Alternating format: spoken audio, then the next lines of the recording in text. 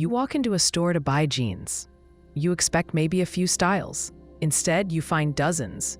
Slim fit, straight cut, boot cut, relaxed, distressed, stretch, raw denim, dark wash, light wash. You spend over half an hour trying different pairs. Some are too tight, some too loose. Some look good but don't feel right. Finally, you pick one that seems to work. But on your way out, you wonder if one of the other pairs would have been better. Later, you start doubting your decision. You begin to think you made the wrong choice. You feel frustrated, not because you picked the wrong jeans, but because there were too many. This is what happens when we face too many choices. It doesn't just affect shopping. It shows up in nearly every part of life. We face it when picking a college major, choosing what to eat for dinner, picking a show to watch, or deciding what to do on the weekend. Technology has made choices even more plentiful. You don't have to go to a movie theater anymore. You have hundreds of titles on streaming platforms. You don't have to choose between 3 job offers. Now you scroll past hundreds of listings every week. This flood of options seems like progress, but it often leads to stress.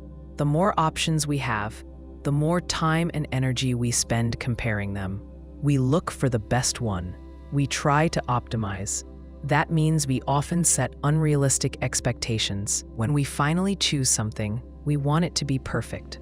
If it falls short in any way, we blame ourselves. We think we failed to pick the best option. This creates regret.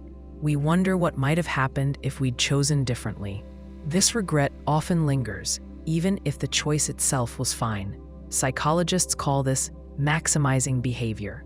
A maximizer tries to make the best possible choice, even when the difference between options is small. The opposite of this is satisficing. A satisficer looks for something good enough, and once they find it, they stop searching. Studies show that maximizers tend to be less satisfied with their decisions. They spend more time making choices and feel worse about them afterward. They also experience more anxiety, especially when faced with many options. Take the example of online dating. Apps give users thousands of potential matches. On the surface, that seems like a good thing. But research shows that people often struggle to commit to one person when they know there are always more options available. They keep swiping, thinking someone better is out there. Even when they match with someone, they may keep looking. The result is fewer deep connections and more uncertainty. Another example is career planning. A college student today has access to information about every career path imaginable. They can watch videos, read reviews, compare salaries, and research growth trends. This knowledge should help, but often it overwhelms. Students fear making the wrong choice, so they delay decisions. They may switch majors several times. They may graduate with a degree, but no clear direction. With so many options, the pressure to choose the right one becomes paralyzing. Even small decisions suffer from the same problem. Choosing what to eat for dinner used to involve a few choices. Today, food delivery apps show hundreds of options. You scroll through dozens of menus, read reviews, check ratings, and still feel unsure. When the food arrives, it's often fine, but you feel slightly disappointed. Maybe the other place would have been better. The meal is no longer just a meal. It's a test of your decision-making. Having fewer choices doesn't mean you settle for less. It means you make decisions faster and with less mental load. Some companies already understand this. Many successful brands limit the number of options they offer. Think of a tech company that sells only a few versions of a product, or a restaurant that focuses on a small, well-crafted menu. These businesses reduce customer stress. People spend less time choosing and more time enjoying. There's also the issue of decision fatigue. Making choices uses mental energy. The more decisions we face, the more tired we get. This fatigue leads to poor judgment. That's why some people wear the same outfit every day or eat the same breakfast. It's not because they lack imagination. It's because they want to save energy for bigger decisions. In medicine, too many choices can affect outcomes. A patient facing several treatment plans may feel overwhelmed. They may not fully understand the trade-offs. This can lead to delays, doubts, and distress. In such cases, doctors often guide patients toward a few solid options rather than laying out every possibility. This helps patients feel supported and reduces stress. Too many choices also affect how we see ourselves.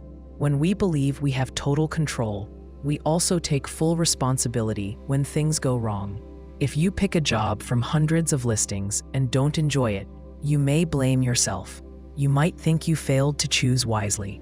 The same thing happens in relationships, travel, or big purchases. The more options we believe we had, the more regret we feel if the outcome is not perfect. Limiting options doesn't mean limiting freedom. It means recognizing that more is not always better. A few good choices can serve us better than an endless list. It helps to know when to stop looking and start living. You don't need the best. You need something that works for you. That mindset takes pressure off the decision. It helps you focus on what matters after the choice is made, using it, living with it, growing from it. When we shift our focus from perfect outcomes to meaningful ones, we regain control. We choose, we commit, and we move forward. A first-year medical student reads a few chapters about the heart.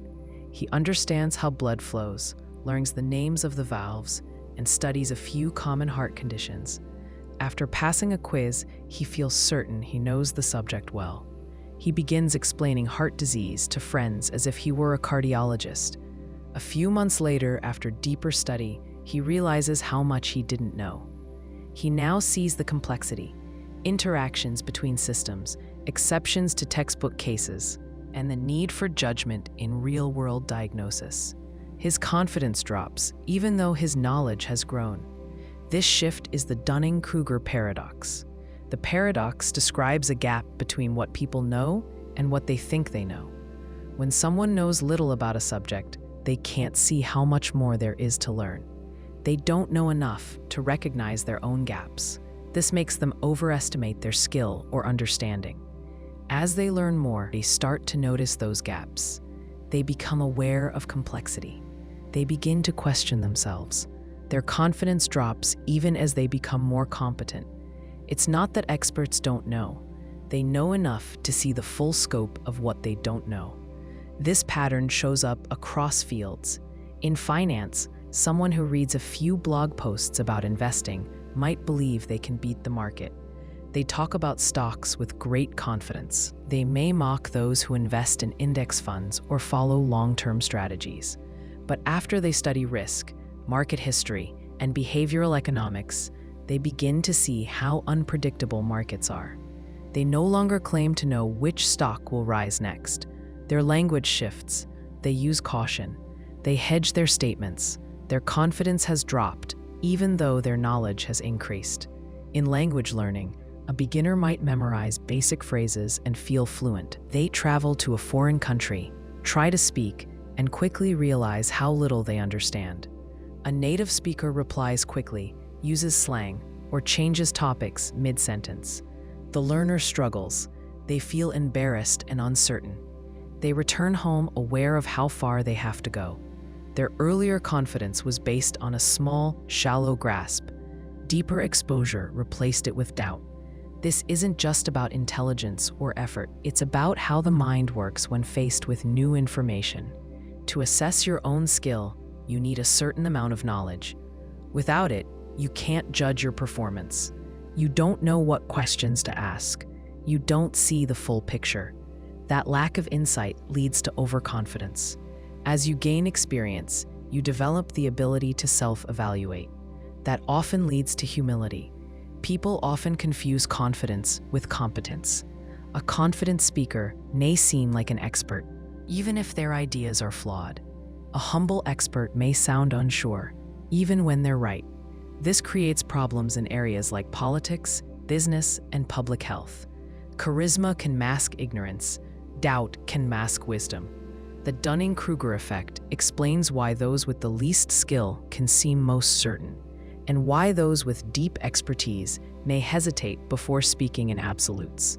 In group settings, this imbalance can affect decisions. A team may listen to the most outspoken member, not the most informed one. If that person speaks with confidence, others may follow. They may not question or check the facts. Later, if the decision goes wrong, no one saw it coming because the warning signs were quiet and the false certainty was loud. In software development, a new programmer might feel ready to build a large system after completing a few tutorials. They start writing code without planning or testing. The project grows, and soon problems pile up. Bugs appear, systems break, and deadlines slip. An experienced developer would have known to start with structure, review dependencies, and test early.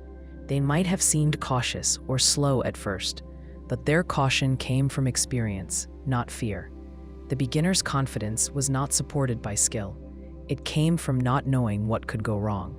The same pattern appears in driving. Many new drivers feel confident after passing their test. They believe they're good drivers, but they haven't faced heavy traffic, bad weather, or unpredictable behavior from others. More seasoned drivers, who've had close calls or accidents, often drive with greater care. They don't assume they can handle every situation. They leave more space, slow down in uncertain conditions, and stay alert. Their doubt isn't weakness, it's awareness. This paradox also affects how people judge others. Someone who knows little about a subject may think an expert is overthinking or being too cautious. They may say, "It's not that hard," or "Why don't they just fix it?" But someone with deep knowledge sees the trade-offs. They know that every choice has consequences. They don't offer quick fixes, not because they lack ideas, but because they understand the limits. Public discussions often reward confidence over depth. Social media favors bold takes and fast answers.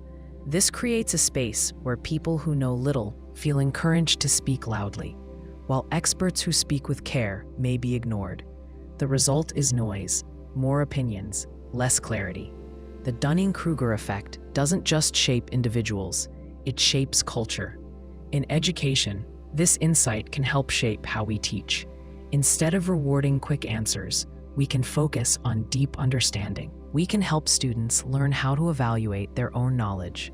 This means asking them to reflect, to question, and to recognize the difference between knowing a fact and grasping a system. When students become aware of what they don't know, they become better learners. The same goes for training in any field. It's not enough to give people information. They need tools to judge their own skill level. They need feedback. They need to see examples of failure and success. Only then can they begin to see their own blind spots. Only then can they develop true confidence, the kind that comes from knowing both your strengths and your limits. The Dunning-Kruger Paradox doesn't mean that doubt is always good or that confidence is always bad. It means that real knowledge often comes with humility. When someone says, "I don't know," they may know more than the person who claims to know everything. The challenge is learning to tell the difference. That takes patience, awareness, and a willingness to listen beyond the volume of a voice. A man believes that eating late at night causes weight gain. One evening, he reads an article that supports this idea. He feels validated. He shares the article with his friends, saying it proves he was right. He ignores other articles that say total calorie intake matters more than timing.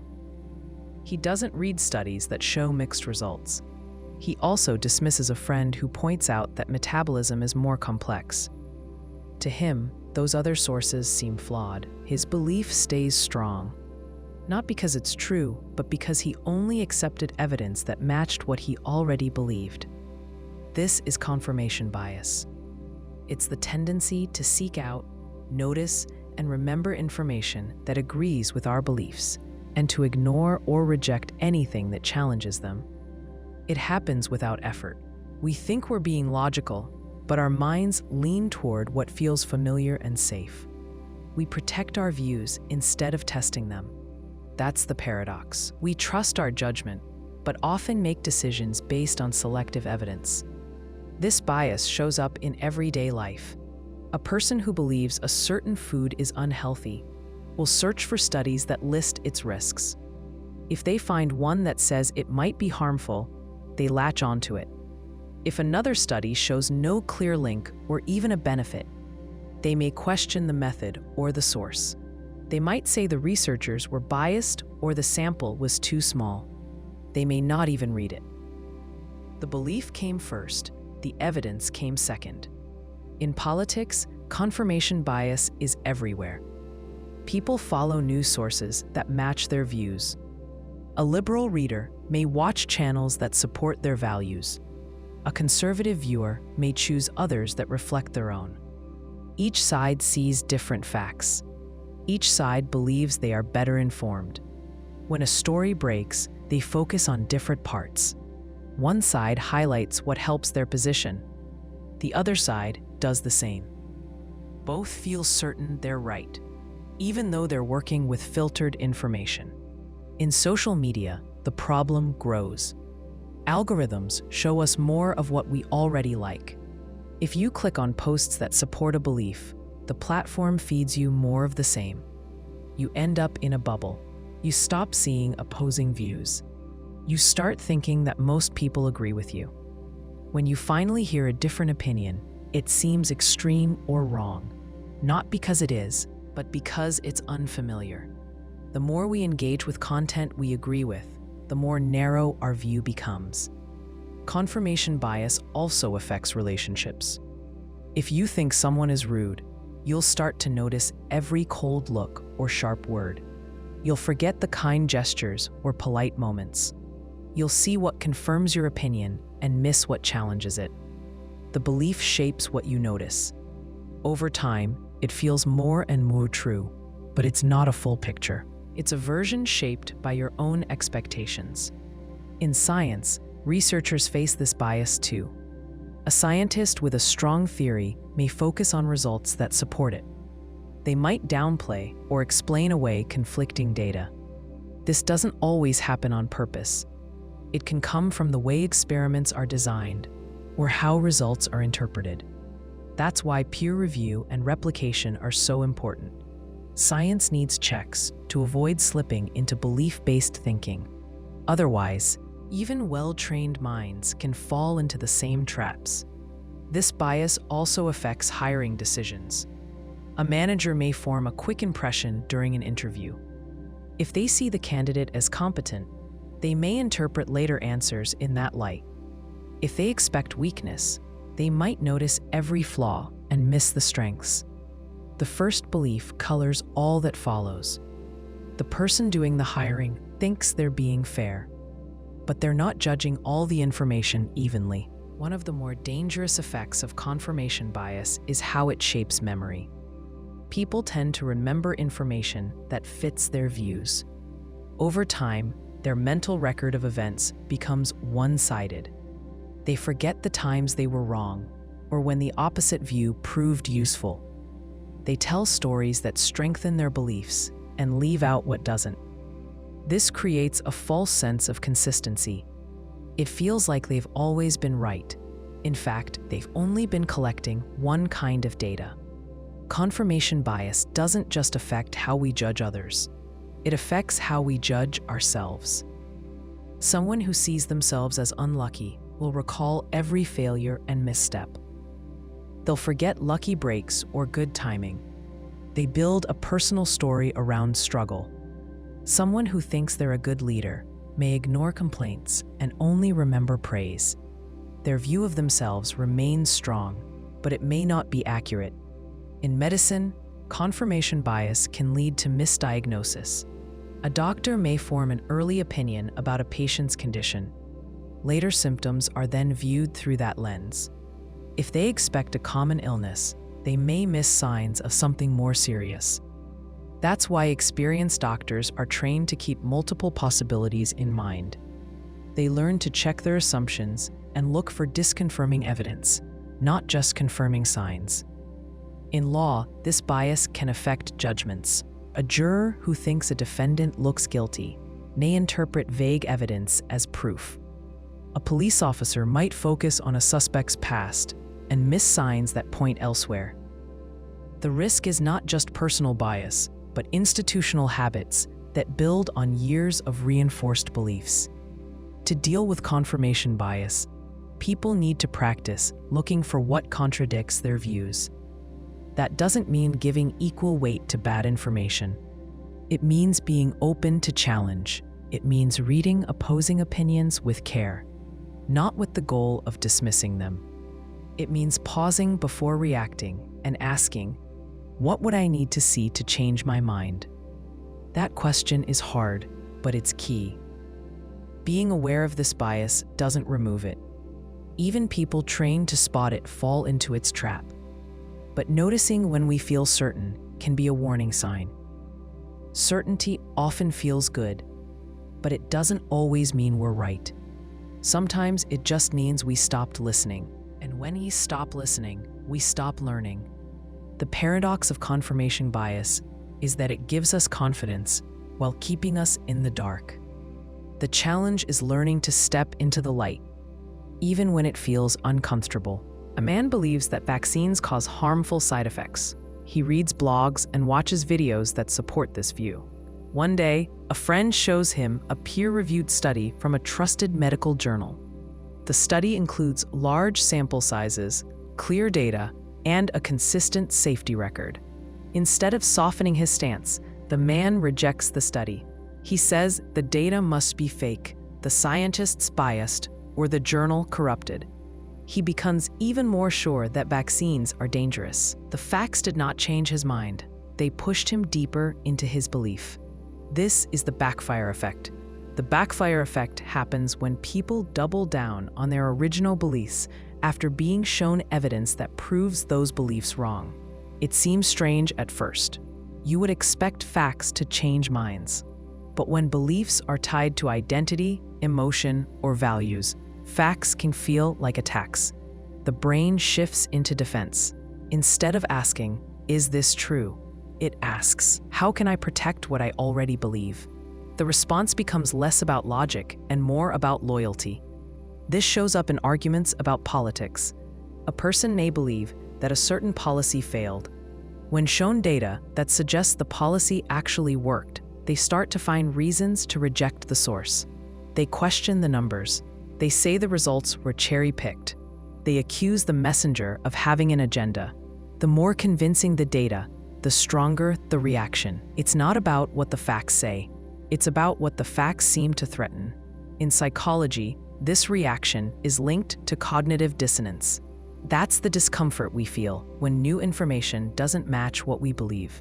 To ease the discomfort, we dismiss or twist the new information. This happens fast and often without awareness. It's not a sign of ignorance. It's a built-in defense. People do it to protect a stable sense of who they are and how they understand the world. Consider a person who believes a certain food causes illness.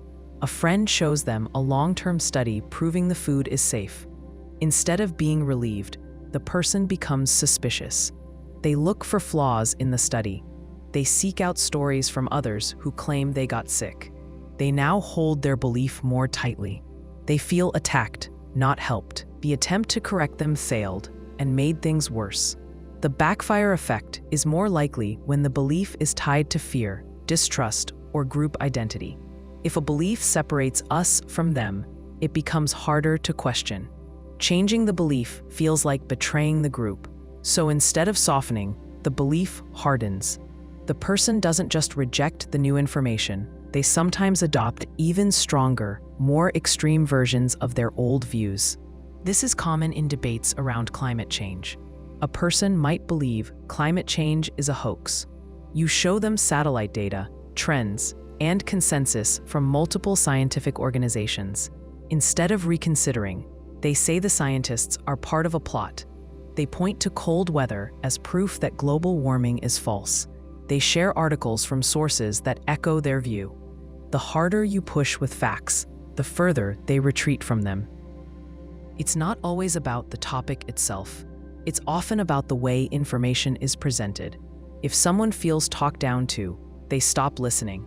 If the tone is mocking or confrontational, they become defensive. Even neutral facts can feel hostile if they seem to threaten a person's worldview. So the brain pushes back. It's not trying to find the truth. It's trying to protect what it already believes. The backfire effect can also appear in personal relationships. A parent might believe their child's teacher is being unfair. When shown emails, test results, and other neutral records, the parent may say the school is targeting their child. They may become more convinced that the teacher is wrong. The evidence doesn't calm the concern, it sharpens it. In law enforcement, public safety campaigns sometimes fail because of this effect. A campaign might show statistics about speeding or drunk driving. Instead of changing minds, some drivers insist they know better. They say the data is exaggerated. They believe they're safer than the average driver. The message was clear, but it backfired. One reason this happens is because people don't like feeling wrong. Being wrong feels like a threat to self-worth. Some beliefs go deep. They're built over years, shaped by family, culture, and personal experience. When you challenge those beliefs, even with the best evidence, it feels like an attack on the person, not just the idea. They respond by defending themselves, not by examining the facts. This makes public discussion difficult. A well-meaning correction can lead to stronger false beliefs. The more someone tries to help, the more the other person resists. It becomes a cycle. You give more facts, they push back harder. You raise your voice, they shut down. The truth doesn't land, it bounces off.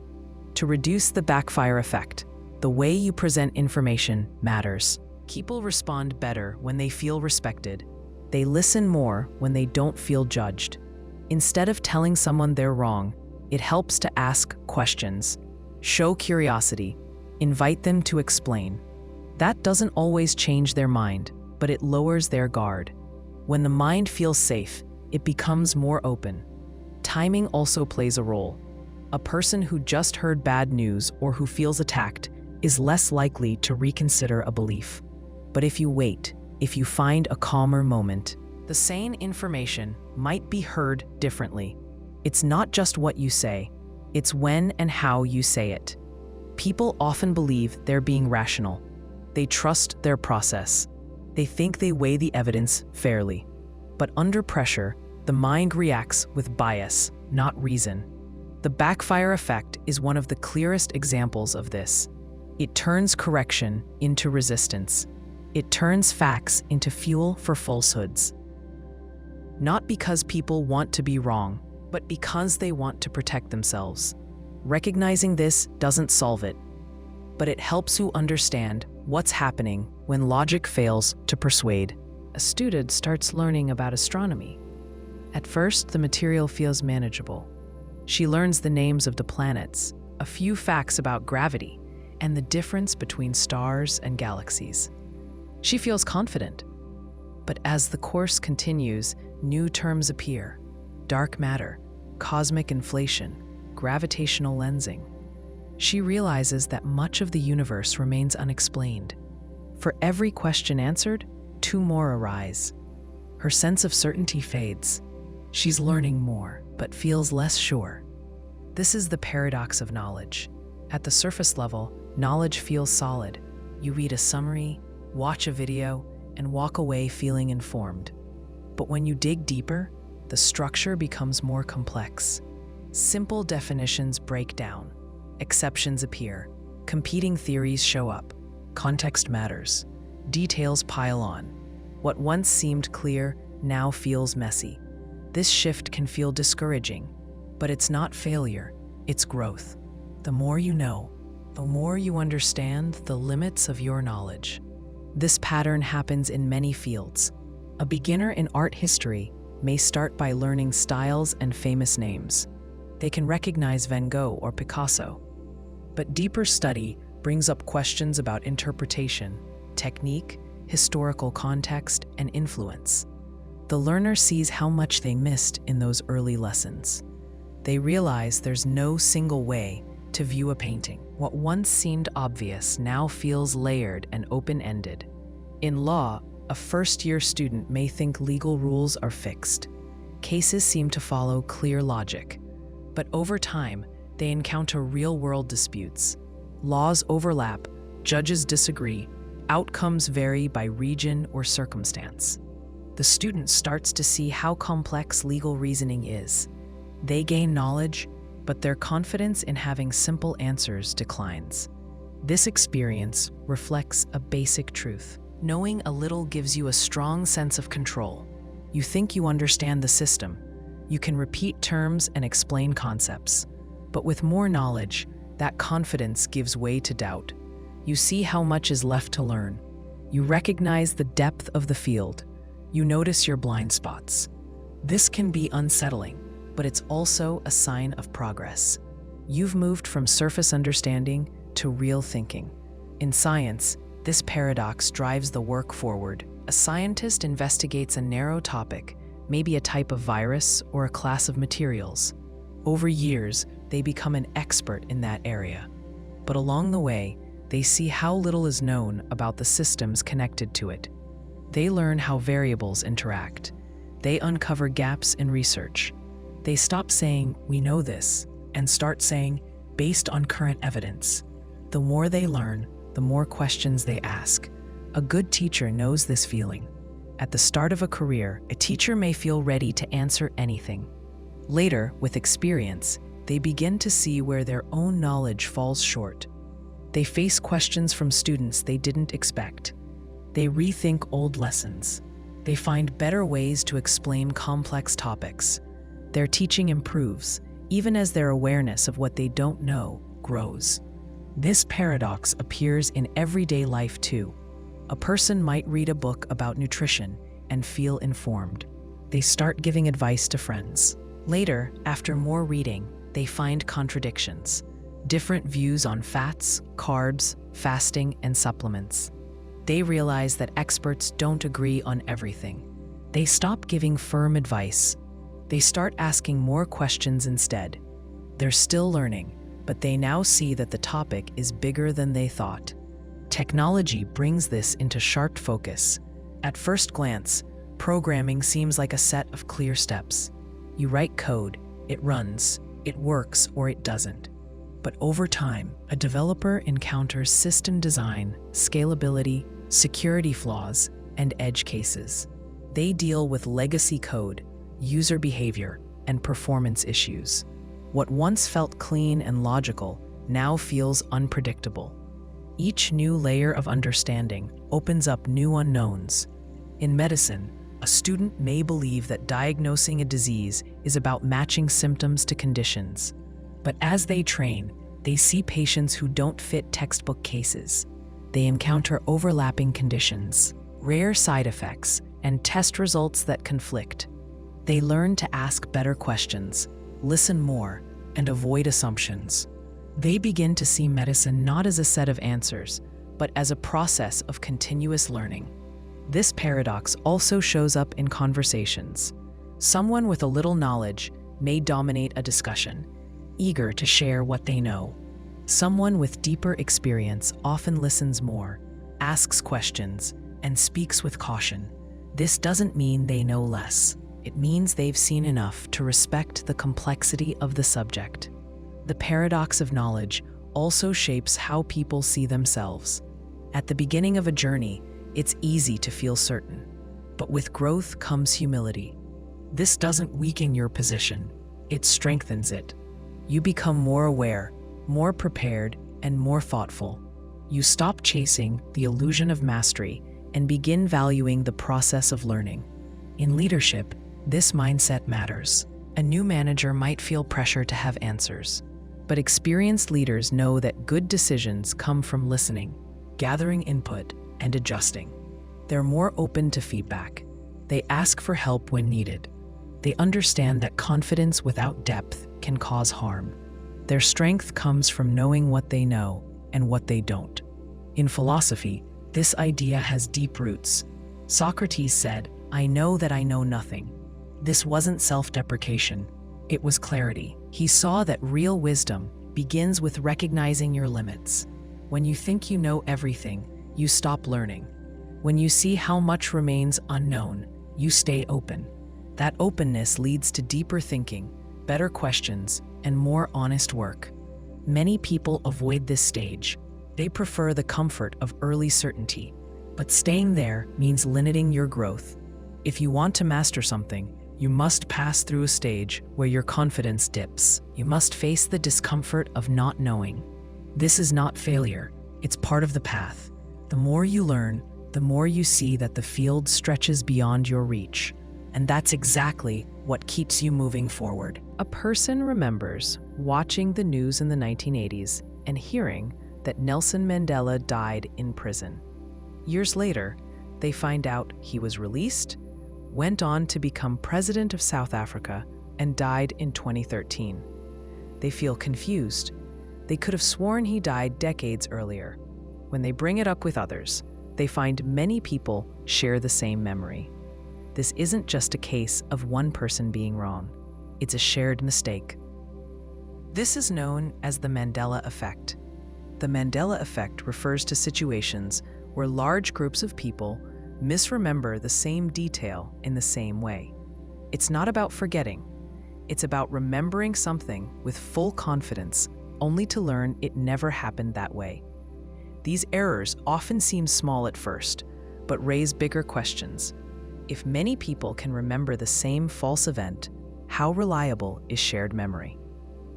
One of the most well-known examples involves the children's book series, The Berenstain Bears. Many people remember it as the Berenstain Bears, spelled with an E-I-N. They insist they saw the books with that spelling when they were children. Some even claim to still have old copies that prove it. But when they check, every book shows the name as Berenstain with an A-I-N. There's no sign the E-I-N version ever existed. Another example involves the line from the movie Star Wars, The Empire Strikes Back. Many fans quote the famous line as, "Luke, I am your father." But the actual line is, "No, I am your father." People who have seen the movie multiple times still insist they remember the line differently. They're not just guessing, they're certain. These shared false memories can extend to logos, quotes, and even historical facts. People remember the Monopoly man wearing a monocle, but he never did. They remember a movie from the 1990s starring the comedian Sinbad as a genie, though no such film exists. They recall Febreze being spelled with 2 E's, Febreze, even though it never was. These aren't random errors. They follow patterns and involve strong, widespread conviction. This effect challenges the idea that memory is a fixed record. Most people think of memory like a file in a cabinet. You store it, then retrieve it unchanged. But in reality, memory works more like a reconstruction. Each time you remember something, you rebuild it. You mix in pieces of past experiences, assumptions, and outside information. That reconstruction can change over time. And when many people are exposed to the same media, stories, or language, their errors can line up. Social reinforcement plays a major role. If someone says, "Didn't the Monopoly man have a monocle?" and another person agrees, the shared belief becomes stronger. The memory feels more real because it's supported by others. Over time, this feedback loop can give the false memory the weight of truth. When challenged, people may feel disoriented. They're not just being corrected. They're being told something they trusted inside their mind is wrong. This isn't about intelligence or awareness.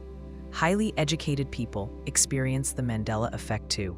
It's not a lack of attention. It's the way the brain fills in gaps using logic and pattern.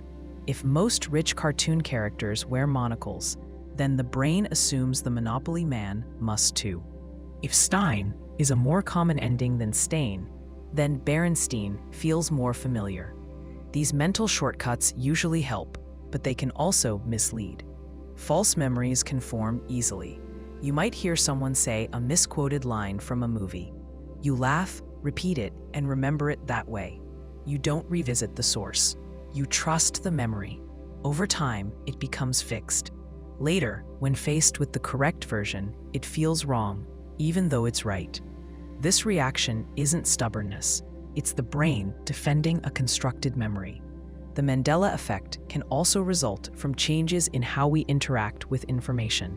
In the past, people relied on books, newspapers, and shared media. Today, We absorb fragments, social media posts, quick headlines, memes. These fragments often simplify or distort the original content. A quote might be shortened. A name might be spelled wrong. A photo might be cropped. If enough people see the altered version first, it becomes the one they remember. Time also plays a role. Memories formed in childhood feel more solid, but are often the least detailed. A person might remember the cover of a book they read at age 6, but forget the actual title. They may mix it with other books or with later impressions. Nostalgia adds another layer. The emotional pull of childhood memories can make them feel more accurate, even when they're not. The Mandela Effect becomes more striking when it involves public events. People might recall details of a speech, an ad campaign, or a disaster. They describe it with confidence, only to find the facts don't match. These moments show how unreliable even collective memory can be. If enough people share the same flawed version, it begins to seem like truth. Some try to explain the Mandela effect using unusual theories like alternate timelines or shared hallucinations. But cognitive science gives a simpler answer. Memory is fallible. It's shaped by attention, suggestion, and repetition. The brain isn't storing data like a hard drive. It's constantly shaping stories based on past inputs and current needs. Those stories can shift, and entire groups can shift together. The effect matters because it reveals how much of what we think we know is based on flawed recall. It forces us to check sources. It reminds us that shared belief is not proof. It also affects how we judge others. If someone remembers a detail wrong, we might think they're lying or careless, but they may just be showing a natural quirk of memory, shared by many. In daily life, the Mandela effect can cause confusion, but also curiosity. It can make us pause and question our certainty. It can lead us to double-check what we think we know. In a time when misinformation spreads fast, that habit is useful. It helps keep belief and fact in balance, even when memory tries to take the lead. A woman remembers a childhood trip to the beach. She describes the red towel, the taste of salt water, the sound of her father laughing near the waves. Years later, she learns from family that the trip never happened. There was no beach vacation that summer. No one remembers it. There are no photos. She's confused. The memory felt real, detailed, emotional, and vivid. But it was false. Her brain created it, and she believed it. This is the memory illusion paradox. The brain stores memories by reconstructing, not recording. When you remember something, you don't play back a perfect copy. You rebuild it using fragments, some from real experience, others from imagination, suggestion, or stories you've heard. The final result feels solid. You see it in your mind. You feel emotions linked to it. But the memory might be wrong, or never happened at all. This happens more often than people expect. A person might remember being lost in a mall as a child. They remember the panic, the voice over the speaker, a stranger helping them. But when they ask their parents, they're told it didn't happen. There was no lost child incident. Still, the person remembers it clearly. They're not lying. They're experiencing a false memory. Researchers have studied this. In one experiment, people were told stories from their childhood, some real, some false. After a few sessions, many participants started to remember the fake event as if it were real. They added details that were never suggested. They described emotions, settings, and people involved. They believed the memory was theirs. This happened even when the event was unlikely, like spilling a punch bowl at a wedding, or riding in a hot air balloon. The suggestion was enough to create a vivid memory. The process often starts with a small seed. Maybe someone says, "Remember that time you got sick after eating strawberries?" You didn't remember it, but the idea sticks. Later, your brain fills in details. You picture a kitchen, a red bowl, the taste of strawberries. A week later, you tell someone, "I can't eat strawberries. I got sick as a kid." You believe it, but you never actually experienced it. This illusion is strongest when the memory fits your sense of self. If you see yourself as a cautious child, a memory of refusing to climb a tree fits that image. If you see yourself as adventurous, you might remember daring acts that didn't happen. The brain builds a story of who you are. It adds and shapes memories to match that story. Even real memories change over time. You tell a story at a party, people laugh. You add a detail to make it better next time. You tell it again later, and that added detail becomes part of the memory. You no longer remember what happened and what you added. Over the years, the version you tell becomes the version you believe. The story shapes the memory, and the memory shapes the self. Photos can cause false memories too. You see a picture of a family picnic. Someone tells you a funny story about that day. You don't remember it, but over time, you remember being there. You imagine the scene, the joke, the people laughing. Your mind takes the image and fills in the rest. Later, when asked, you might say, "I remember that day. It was great." But your memory came from the photo, not the moment. This has serious effects in legal settings. Eyewitnesses often recall things that never happened. A witness might say they saw a red car at the scene, but the car was blue. Still, they're sure. Their brain filled in a color based on context, stress, or suggestion. Over time, the false detail becomes locked in. They testify with full confidence, but confidence doesn't mean accuracy. That's one reason eyewitness error is a leading cause of wrongful convictions. Memory illusions don't always come from outside suggestions. Sometimes they form during dreams. You dream that you visited a friend's house and had a long talk. You wake up and carry that memory with you. Days later, you think it really happened. You don't remember it was a dream. You remember it as a real conversation.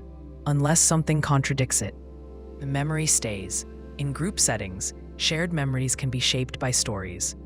A group of siblings might all believe they had a specific pet. They talk about it for years. But when checking old records or photos, they learn the pet belonged to a neighbor, not their family. Still, the group remembers feeding it, naming it, playing with it. The memory isn't fake in feeling. It's false in fact. The illusion is possible because the brain wants to make sense of things. Gaps are uncomfortable. Incomplete stories feel wrong. So the mind fills in blanks. It adds pieces that feel likely. It smooths rough edges. It does this without telling you. The result feels complete, but it's a version, not a copy. Stress can also shape false memories. A person who went through a crisis might remember details that helped them make sense of what happened. A sound, a face, a phrase. But later, those details don't match the facts. The stress shaped the memory. Often to help cope. The mind wasn't lying, it was protecting. Children are especially vulnerable to memory illusions. Their brains are still developing. They rely on stories from adults to understand the world. If a parent says, "You always loved this song as a baby," the child may grow up believing it. Later, they remember it. The memory forms around the story, not the event. False memories feel real because they use the same mental systems as true ones. You picture the scene. You hear the sounds. You feel the emotions. There's no inner warning saying, "This one is fake." That's why people trust them. They don't know they're built. They believe they're retrieved. Knowing this can feel uncomfortable. We like to think memory is solid. We rely on it to make decisions, to hold relationships together, to tell others who we are. But the memory illusion shows how fragile that trust can be. Our minds are not tape recorders. They're storytellers. And sometimes, they tell stories that never happened, but feel as if they did. A man walks into a cafe he's never visited. The lighting, the smell of coffee, and the sound of a spoon tapping against a cup strike him as familiar. He feels sure he's experienced this before. The sensation lasts a few seconds. Then it fades. He knows he has never been here, but the feeling won't let go. It feels like a memory, but there's nothing to back it up. This is déjà vu.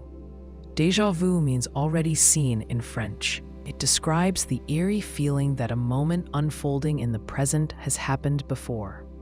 You recognize something you shouldn't. It might be a room, a voice, a phrase, or the way a scene plays out. The experience feels vivid and real, but there's no clear source. You try to explain it. Maybe it reminds you of a dream, a movie, or a trip from years ago. But most of the time, you can't connect it to anything. You just know the moment feels familiar, even though it isn't. This creates a paradox. The brain signals a memory, but you know no memory exists. It feels like recall, but nothing comes to mind. It feels real, but you know it's false. You believe both things at once. The contradiction is hard to explain.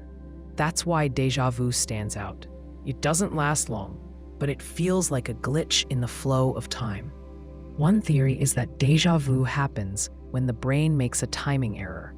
Usually, sensory input goes through a fast, automatic process. The brain compares new information with stored memories to help make sense of the moment. In déjà vu, this process misfires. The brain tags something as familiar before it fully processes it. So by the time you're aware of the scene, the brain has already told you it's known. You get the emotional signal of memory without the memory itself. Another idea is that déjà vu comes from a mix-up between short-term and long-term memory systems. Something in the present moment slips into the long-term system by mistake. You process it as if it's an old memory, not something brand new. That would explain why it feels like recall instead of recognition. You believe you've been through this before, even though it's happening for the first time. Some researchers think the feeling can be triggered by partial matches. A sound, shape, or smell in the current setting may resemble something stored deep in memory. The brain doesn't retrieve the full original memory. It just senses a pattern. That sense of pattern sets off the feeling of familiarity. But since the original context isn't retrieved, you can't explain where the feeling came from. Stress, fatigue, and distraction can increase the chance of déjà vu. These states may slow down or disrupt the brain's normal filtering and sorting. The delay or overlap in processing may cause the current experience to be registered as familiar. People often report déjà vu when they're tired, anxious, or overstimulated. The brain is still working, but not in its usual rhythm. Age also plays a role. Déjà vu happens more often in younger people, especially in their teens and 20s. It tends to decline with age. No one knows exactly why, but it may relate to how actively the brain is forming and testing memories. Younger brains are building networks fast. That may lead to more glitches or overlaps in processing. Some people experience déjà vu more frequently than others. For most, it happens a few times a year. For others, it may occur monthly or even weekly.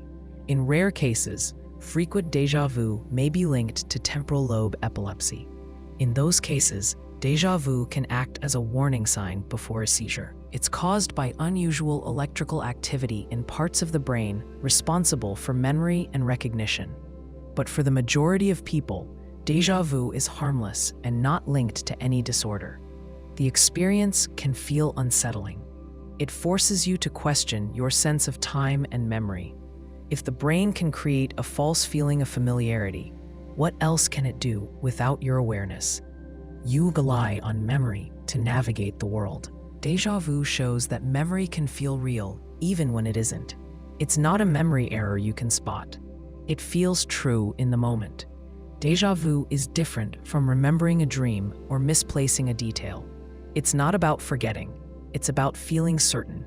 That certainty is what makes it strange. You don't just think you've seen it before. You know it, if only for a second. Then the moment passes, and your logic catches up. You realize it can't be true. But the feeling lingers, and you remember the sensation even after the moment fades. Some people try to link déjà vu to dreams. They believe they dreamed of the moment long before it happened. When it finally unfolds in real life, they feel a strong pull of recognition. This idea can't be proven or disproven. The mind often forgets most of what it dreams.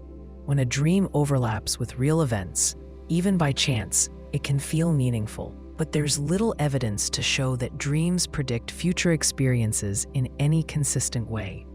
Others link déjà vu to intuition or fate.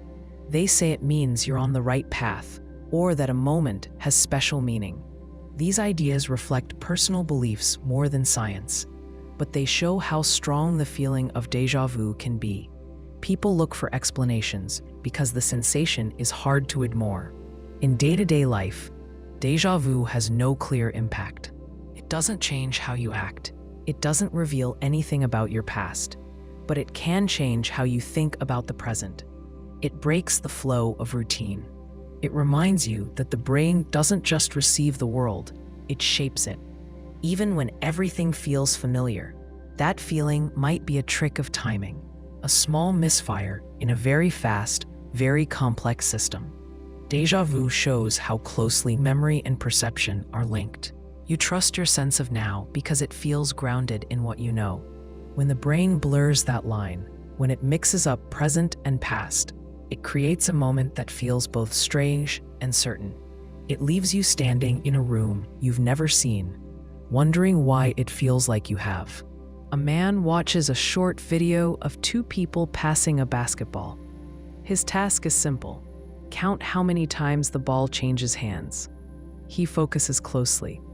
At the end, he gives his answer and feels confident. Then, the person running the test asks, "Did you see the gorilla?" Confused, the man says no. Replay the video. Right in the middle, a person in a full gorilla suit walks across the screen, pounds their chest, and walks off. He never saw it. This isn't a trick.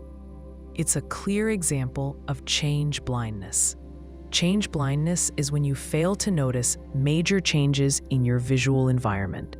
You think you're seeing everything, but your attention is more limited than you realize. The brain filters incoming data, focusing on what seems most important and ignoring the rest. If something changes outside your focus, even something large or obvious, you might not notice it at all. This goes against how people think vision works. Most people believe they take in the full scene when they look around. They trust their eyes. They assume that if something big changed right in front of them, they'd see it. But research shows otherwise. People miss doors changing color, buildings disappearing, and people swapping places, sometimes even mid-conversation. These aren't rare failures. They're normal features of how perception works. In one experiment, a researcher stops a person on the street to ask for directions. During the conversation, two people walk between them carrying a large object. As they pass, the original questioner switches places with one of the people holding the object. They're now wearing different clothes and have a different face. In many cases, the person giving directions doesn't notice the switch. Their brain keeps the flow going. It assumes nothing has changed, so it doesn't look for changes. Another version involves spotting changes in two photos shown side by side. Participants see one image, then a brief blank screen, then another version of the image with something altered. A car missing, a tree moved, a person gone. Even when the difference is large, people often miss it unless they already know what to look for. The brief blank screen disrupts the visual connection and the brain resets. Without the link, the change is invisible. This happens because vision isn't just what the eyes see. It's what the brain expects. The brain uses context, habits, and focus to decide what to process. If you're looking at a face, your brain might ignore a change in the background. If you're counting basketball passes, you might miss a gorilla walking by. You're not blind, you're focused. And that focus can block awareness of the rest. This also applies to driving. A driver may look left before turning and still not see an approaching motorcycle. It's not because the rider was hidden. It's because the driver didn't expect a motorcycle. Their brain filtered it out. That's one reason why accidents often occur at intersections. The eye may glance in the right direction, but the mind sees only what it anticipates. In everyday life, people miss changes in their surroundings all the time. A friend gets a haircut, but you don't notice for days. A painting on the wall is replaced, and you walk by without realizing it. A coworker wears glasses one day and not the next. You don't register the difference. You might say, "I'm just not observant," but the truth is deeper. The brain doesn't store detailed images of everything we see. It stores useful summaries, shaped by what we pay attention to. This makes perception efficient. You don't need to notice every crack in the sidewalk or every shift in light. You need to track what matters. But that efficiency has a cost. When something important changes outside your focus, you may miss it entirely. And because the experience feels smooth, you don't realize what you missed. You believe you saw the whole picture.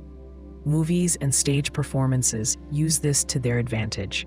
Directors know the audience will look where the camera or lighting tells them to. That gives them room to change sets, swap props, or sneak characters in or out of scenes without being noticed. Magicians use the same principle. While your eyes follow one hand, the other hand does the trick. The illusion works because the brain fills in gaps and trusts its attention. Change blindness isn't a flaw. It's part of how attention works. It helps manage the flood of information your senses bring in. Without it, your mind would be overloaded. You'd notice every flicker, every shift, every change. You'd struggle to stay focused. So the brain narrows the field. It highlights what matters and drops the rest. This narrowing can lead to problems when people believe their perception is complete. In legal settings, an eyewitness might say they're sure of what they saw. They may describe a scene in detail. But if a key element changed without their focus shifting, their memory might miss or misreport it. They're not lying. They're reporting what they think they saw, but what they saw was shaped by attention, not by full awareness. Training can reduce some effects of change blindness. Pilots, surgeons, and soldiers learn to scan for key signs and changes. They train to expand their focus under pressure. But even experts miss things. No one sees everything. Awareness has limits. That's why systems use checklists, sensors, and alerts to catch what the brain might miss. Technology can make this paradox worse. Screens divide attention. Notifications break focus. You shift from one task to another without fully engaging in any. That split attention can increase the chance of missing changes, even in important areas. At the same time, technology can also reveal how often change blindness happens.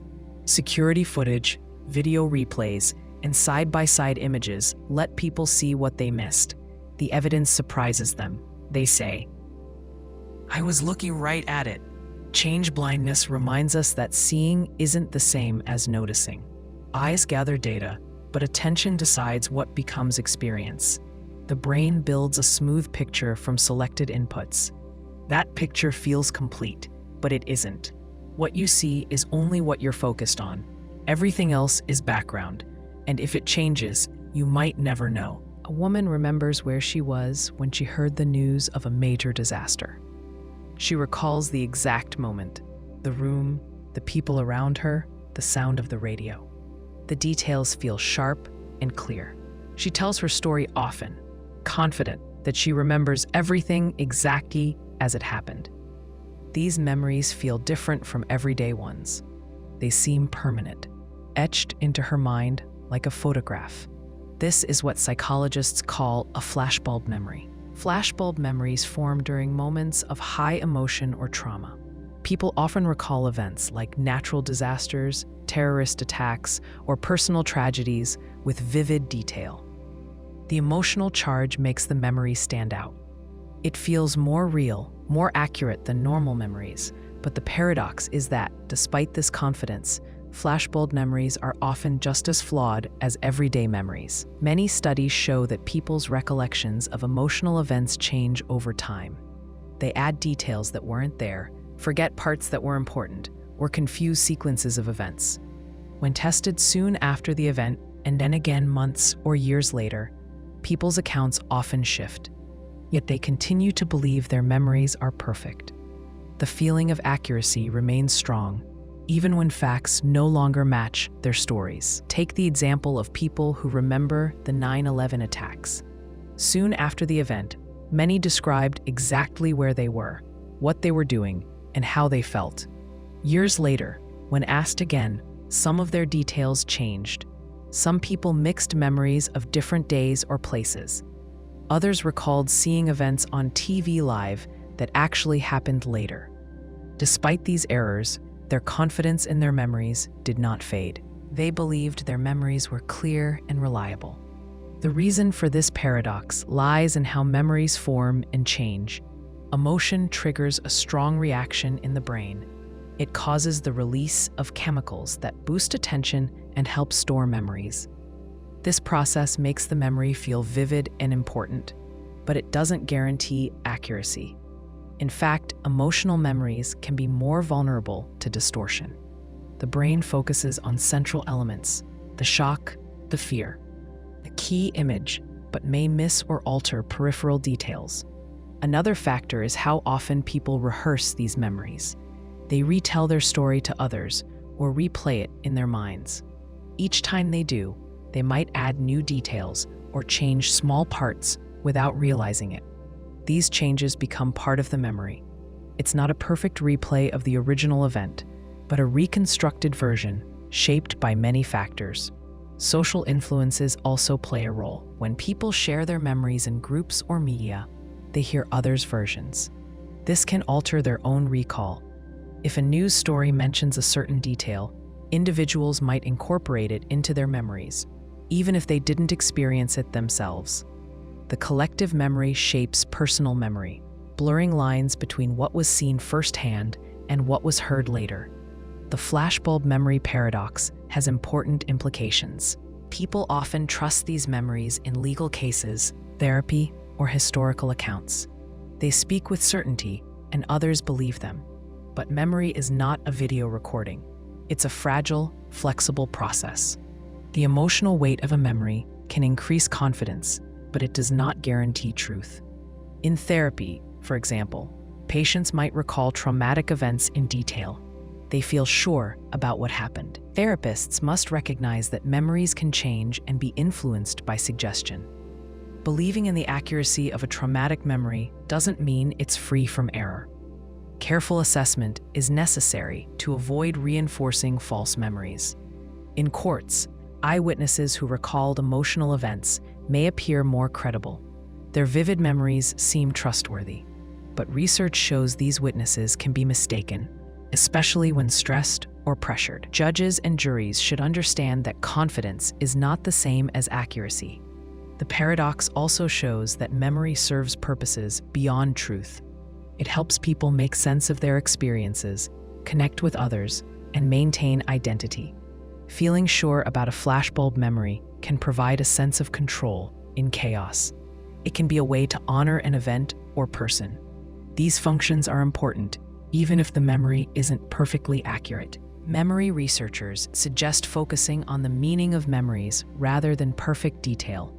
What matters is how the memory shapes feelings and actions. How does the memory affect a person's life or decisions? These questions recognize the complexity of memory without demanding impossible accuracy.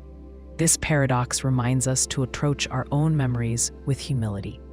Just because a memory feels clear doesn't mean it is exact. We remember stories, not films.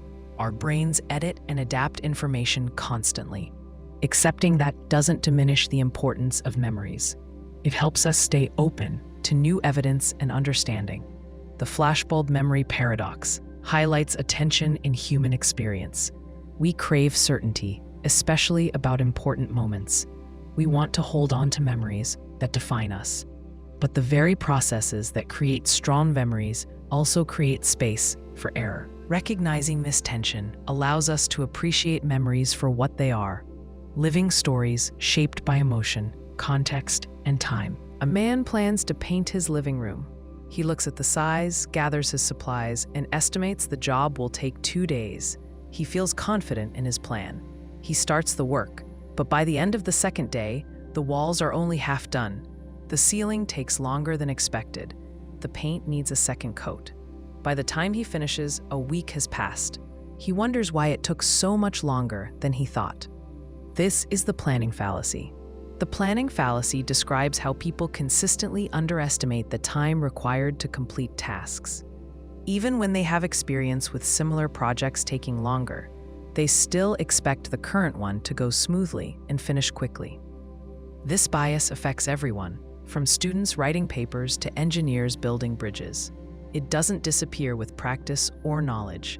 One reason for the planning fallacy is optimism. People focus on the best-case scenario. They picture everything going well. No interruptions, no mistakes, no delays. They forget to consider problems that usually come up. The mind gravitates toward hope and positive outcomes. It overlooks risks and obstacles.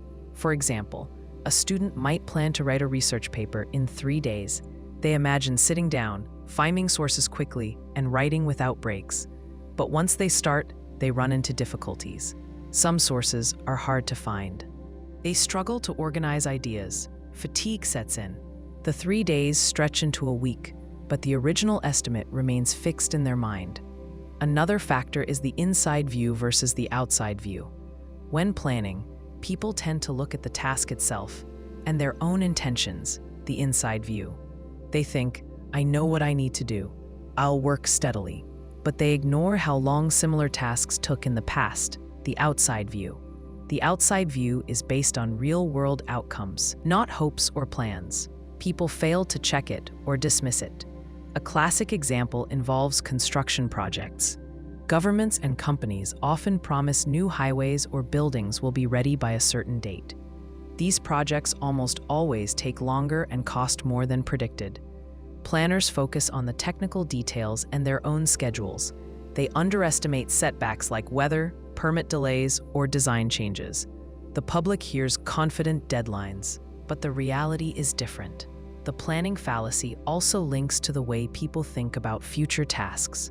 The mind treats the future as a blank slate. It ignores past failures or challenges. People believe they will work harder or smarter this time. They assume lessons from the past will prevent mistakes. But habits and external factors often stay the same. Without adjusting for these, plans remain overly optimistic. This effect happens even when people know the bias exists. A person who often misses deadlines might still give tight estimates. Awareness doesn't guarantee correction. Emotional factors play a role. Admitting that a task will take longer can feel like failure or weakness. People want to show confidence. They want to meet expectations, so they stick to unrealistic plans. The consequences of the planning fallacy reach beyond individual frustration. It affects organizations, budgets, and lives. When a project is late, other plans are delayed. Costs rise, stress builds. People scramble to catch up or cut corners. In workplaces, repeated underestimation can damage trust and morale. To cope with the planning fallacy, experts recommend using data from past projects. Look at how long similar tasks took, including problems and delays. This outside view grounds estimates in reality. Instead of imagining a perfect run, factor in likely obstacles. Breaking a large task into smaller parts also helps. Estimate each part separately and add time for breaks, revisions, or unexpected issues. This approach makes it easier to spot hidden difficulties and spread the workload realistically. Another strategy is to add a buffer, a margin of extra time to the estimate. This cushion accounts for surprises. It doesn't guarantee the plan will be perfect, but it reduces the risk of being wildly off. Some companies use independent reviews of project timelines. A fresh perspective can spot optimism and challenge assumptions. These reviews provide a check on overly positive plans. The planning fallacy also connects to motivation. When people underestimate time, they may rush and produce lower quality work. Deadlines feel tighter than they are. This pressure leads to stress and mistakes. A more realistic plan can improve focus and output. Understanding the planning fallacy helps set better expectations. It encourages honesty with oneself and others. It shifts thinking from hope to reality. It reminds us that estimating time is hard. It requires balance between ambition and caution, between confidence and humility. This bias shows that even when we want to be accurate, our minds push toward optimism. We see what we want to see. We plan for success, not struggle. Recognizing this tendency helps us prepare better. It helps us plan not just for the ideal, but for the real. A man is offered a bet. Flip a coin, and if it lands on heads, he wins $150. If it lands on tails, he loses $100. The odds are fair. He stands to gain more than he could lose, but he declines. The risk of losing $100 feels worse than the chance to gain $150 feels good. He avoids the bet, even though it's profitable in the long run. This reaction shows loss aversion. Loss aversion means people fear losses more than they value gains. The pain of losing something feels stronger than the pleasure of gaining the same amount. This bias influences choices in money, relationships, and everyday decisions. It shapes behavior in ways that seem irrational, especially when the odds are clearly in one's favor. Imagine a shopper deciding whether to buy a product on sale. The discount saves $20, but the thought of spending $80 makes them hesitate. They focus more on the money leaving their wallet than the savings. Even though the deal is good, the potential loss of $80 feels larger than the gain of $20. This imbalance often leads to passing on bargains. Loss aversion also affects investing. A person might hold on to a losing stock because selling it means accepting a loss. They fear realizing the loss more than they desire the chance to invest elsewhere. Meanwhile, they might quickly sell a winning stock to lock in gains, even if it's wise to hold. The emotional weight of loss clouds financial decisions. The reason loss aversion is so powerful lies in the brain's wiring. Evolution favored those who avoided losses, food, shelter, safety, because surviving harm mattered more than gaining extra. This hardwiring persists today, even when risks and rewards are symbolic or financial. Consider negotiations. A buyer might reject a fair offer, fearing they'll lose power or control. They focus on what they might give up rather than what they might gain. This mindset can block agreements that benefit both sides. Loss aversion can cause people to stick with the familiar. They avoid change because the risk of losing comfort or security feels too great. Even if the new option offers clear benefits, fear of loss dominates. One striking example comes from behavioral economics experiments. When participants are given $50 and then offered to bet on a coin toss where they could win or lose $25, many refuse. The chance to increase money by half is tempting, but the risk of losing half feels worse. The loss hurts more than the gain excites. This bias also explains why people often regret losses more than they celebrate gains. If you lose $100, you think about it longer and more intensely than if you gain $100. That regret affects future choices. You might avoid risks altogether or choose options that feel safer but pay less. In marketing, companies use loss aversion to encourage buying. Limited time offer or don't miss out play on the fear of missing gains. Loyalty programs emphasize points or rewards you might lose if unused. The threat of loss motivates action more than the promise of reward. Loss aversion sometimes leads to what's called the endowment effect. People value things more simply because they own them. Selling a coffee mug might feel like losing $10, but buying it for $10 feels less attractive. Ownership creates a sense of loss that must be overcome to part with the item. Understanding loss aversion helps explain everyday behavior. It reveals why people avoid decisions that seem risky, even when rewards outweigh risks. It shows why regret and fear can dominate reasoning, and it highlights that rational thinking often struggles against deep emotional instincts.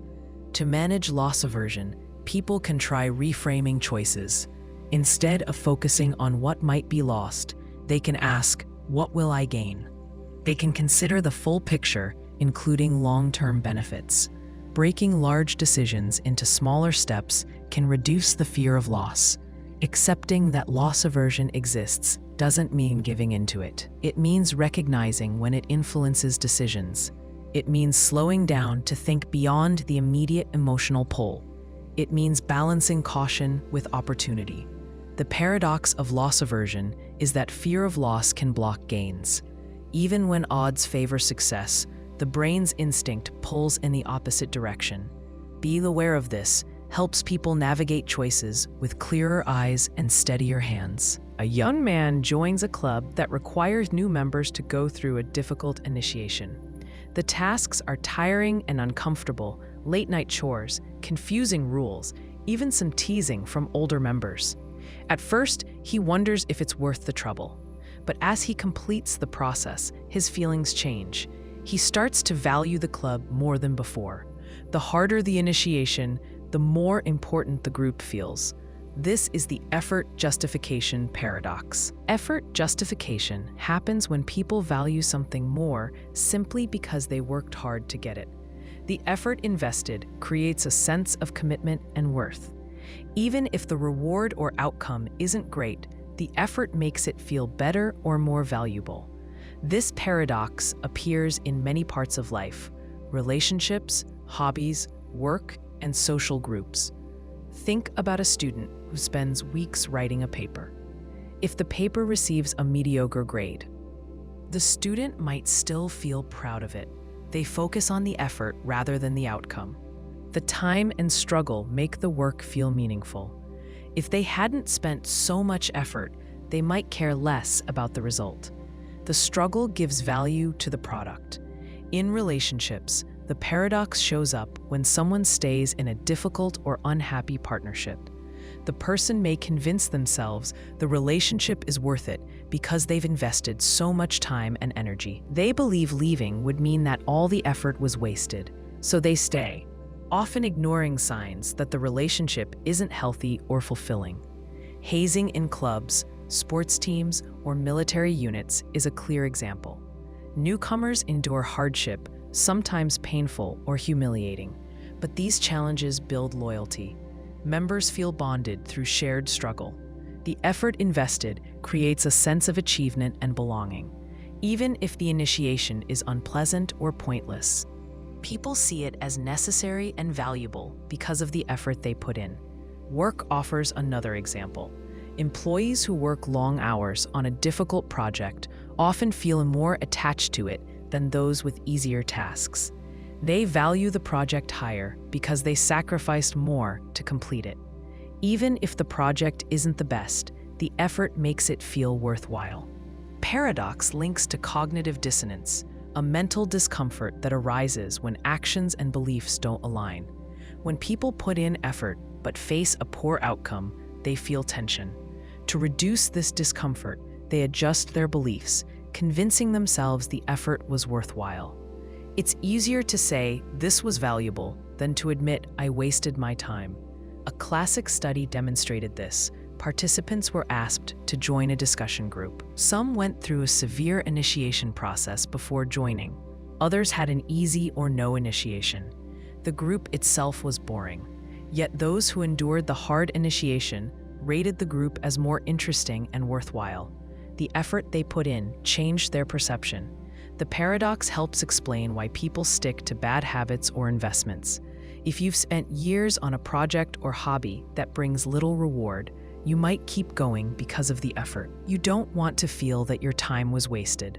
This can lead to sunk cost fallacy, where people continue investing in failing efforts simply because they've already invested so much. Effort justification also appears in education. Students who struggle to understand a subject may feel greater satisfaction once they master it. The difficulty makes success sweeter, but sometimes it can lead to stubbornness, continuing with a tough approach even when a better method exists, because changing feels like giving up on the effort already spent. This paradox doesn't only apply to negative situations. Effort can genuinely enhance value. Learning a skill through hard work often leads to deeper appreciation. A chef who spends years perfecting recipes understands their value better than someone who simply enjoys eating. The difference lies in whether the effort is seen as meaningful or wasted. The effort justification paradox shows how perception of value depends on context and personal investment. It reveals that people don't judge outcomes in isolation. They judge them relative to the effort required. This shapes how we make decisions, form attachments, and view success. Recognizing this paradox helps people understand their own behavior. It encourages questioning why something feels valuable. Is it because it truly is, or because of the effort invested? Awareness can prevent staying stuck in bad situations or making poor choices just to justify past effort. The paradox also suggests a balanced approach. Effort is important and often necessary, but it should be matched with honest evaluation of results.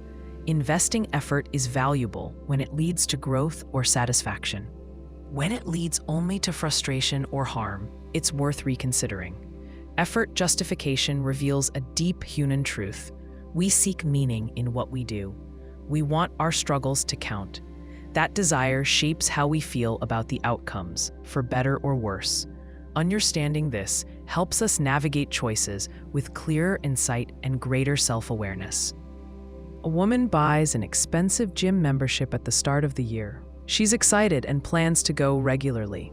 But after a few weeks, she starts skipping workouts. Work gets busy. She feels tired. The gym feels crowded. Months pass, and she rarely goes. Yet she keeps paying the monthly fee. She tells herself, "I've already spent so much. I should keep going to get my money's worth." Even though she's not using the membership, she continues paying because of the money already spent. This is the sunk cost fallacy. The sunk cost fallacy means people continue investing time, money, or effort into something that isn't working, just because they've already invested a lot. Instead of cutting losses, they double down, hoping to make the initial investment worthwhile. The fallacy ignores that past costs are gone and can't be recovered. The only relevant question is whether continuing offers future benefits. This bias appears in many areas. In business, companies may keep funding failing projects. Managers hesitate to cancel because they've already spent millions. They believe abandoning the project means wasting all that money, so they pour in more, hoping the project will turn around. Often it doesn't. More money is lost. A simple example is a bad meal at a restaurant. Imagine ordering an expensive dish that tastes awful. You might force yourself to eat it all, thinking, "I paid for this. I can't waste it." But finishing the meal only causes more discomfort. The money spent is gone. The best choice would be to stop eating and accept the loss. Yet many keep eating because of the sunk cost fallacy. In relationships, the fallacy shows up when people stay in unhappy partnerships. They recall the years invested, shared memories, and sacrifices made. Leaving feels like throwing all that away. They convince themselves things will improve if they just try harder. Often, the relationship continues to decline, but the fear of loss keeps them stuck. The fallacy also influences personal goals. Someone might stay in a career they dislike because they've invested years in education and experience. They worry switching paths wastes time and money. Even if a new career offers better satisfaction or pay, the weight of past investment holds them back. Psychologists explain that sunk cost fallacy arises because people dislike loss. Losing feels worse than gaining feels good. This loss aversion makes people focus on past investments rather than future outcomes. They want to avoid regret and justify prior decisions. Continuing the investment feels like saving face, even if it causes more harm. The fallacy often combines with emotions. Pride, guilt, and hope all play roles. Pride makes people want to defend their choices. Guilt over wasted resources pushes them to keep going. Hope for success blinds them to reality. These feelings override clear thinking. Experiments show how strong the fallacy is. In one study, participants played a game where they invested points in a project. After losing many points, some chose to continue investing, hoping to recover losses. Rationally, the best choice was to stop and minimize further loss, but most kept going, showing how sunk costs distort decision-making. Awareness helps reduce the sunk cost fallacy. Recognizing that past investments can't be recovered encourages focusing on future value. Asking, "If I hadn't spent anything yet, would I start now?" helps clarify decisions. If the answer is no, it's better to stop. Breaking down decisions into smaller steps also helps. Instead of committing to a long path all at once, people can review progress regularly. They can set clear goals and exit points. This reduces emotional attachment and supports better judgment. In organizations, creating a culture where failure is accepted reduces sunk cost traps. Leaders who encourage honest assessment and flexibility help teams avoid throwing good money after bad. They promote focusing on what works, not what was spent. The sunk cost fallacy reminds us that our minds don't always follow logic. We struggle to separate past losses from future choices. That struggle can cost time, money, and well-being. Understanding this fallacy is the first step toward better decisions.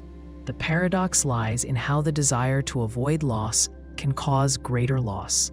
Holding on to investments because of past spending leads to continued waste. Letting go requires courage and honesty. It means accepting that some efforts won't pay off no matter how much was invested. This fallacy shapes much of human behavior. It explains why people stay in bad situations, why projects drag on, and why resources drain without return. It shows the power of emotion over reason. Knowing about it helps us step back, evaluate honestly, and choose wisely. Facing the sunk cost fallacy means learning to cut losses. It means focusing on the future, not the past. It means understanding that some investments, no matter how large, may never pay off.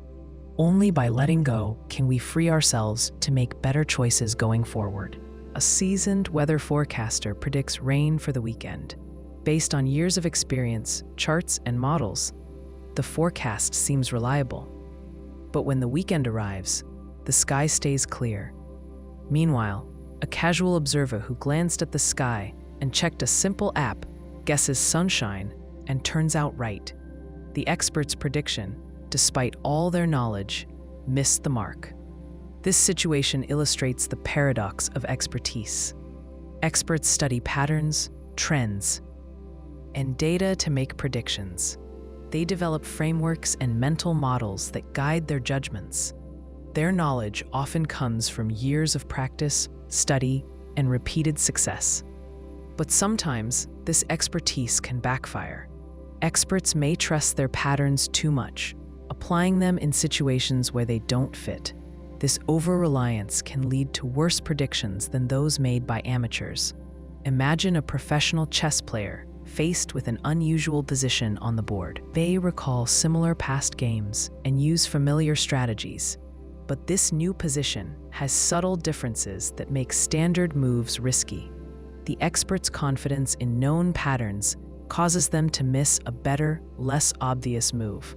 A less experienced player, seeing the board without assumptions, might try something unexpected and gain an advantage. This paradox appears in medicine as well. Doctors rely on symptoms and common diagnoses to guide treatment. When a patient presents typical signs, expertise helps deliver fast, accurate care. But in rare or complex cases, experts might fixate on the usual explanations. They may overlook unusual combinations of symptoms or rare conditions. A less experienced doctor who listens carefully without assumptions might catch what the expert misses. The problem often comes from pattern recognition. Experts see the world through the lens of past cases. This helps them process information quickly, but narrows their view. They expect patterns to repeat and may dismiss data that doesn't fit. Amateurs, lacking these frameworks, don't have preconceived notions. They look at the situation more openly, sometimes spotting things experts overlook. In financial markets, expert analysts sometimes predict trends based on historical data and models. They trust their charts and economic indicators, but markets can behave unpredictably. Experts can fail to anticipate sudden shifts or new factors. Meanwhile, an amateur investor reacting to current news or intuition might make a better call. Experts' confidence in patterns can blind them to change. The paradox of expertise also links to cognitive bias. Experts may suffer from confirmation bias, seeking information that supports their existing beliefs. They may resist new evidence that contradicts their experience. This resistance slows adaptation and weakens predictions. Experts may also experience overconfidence. Years of success build trust in their judgment. This confidence can turn into complacency, reducing the desire to question assumptions or explore alternatives. Amateurs, aware of their limits, may approach problems more cautiously and flexibly. One study showed that expert economists' forecasts were often less accurate than simple statistical models. Experts incorporated complex theories and assumptions, but these sometimes introduced errors.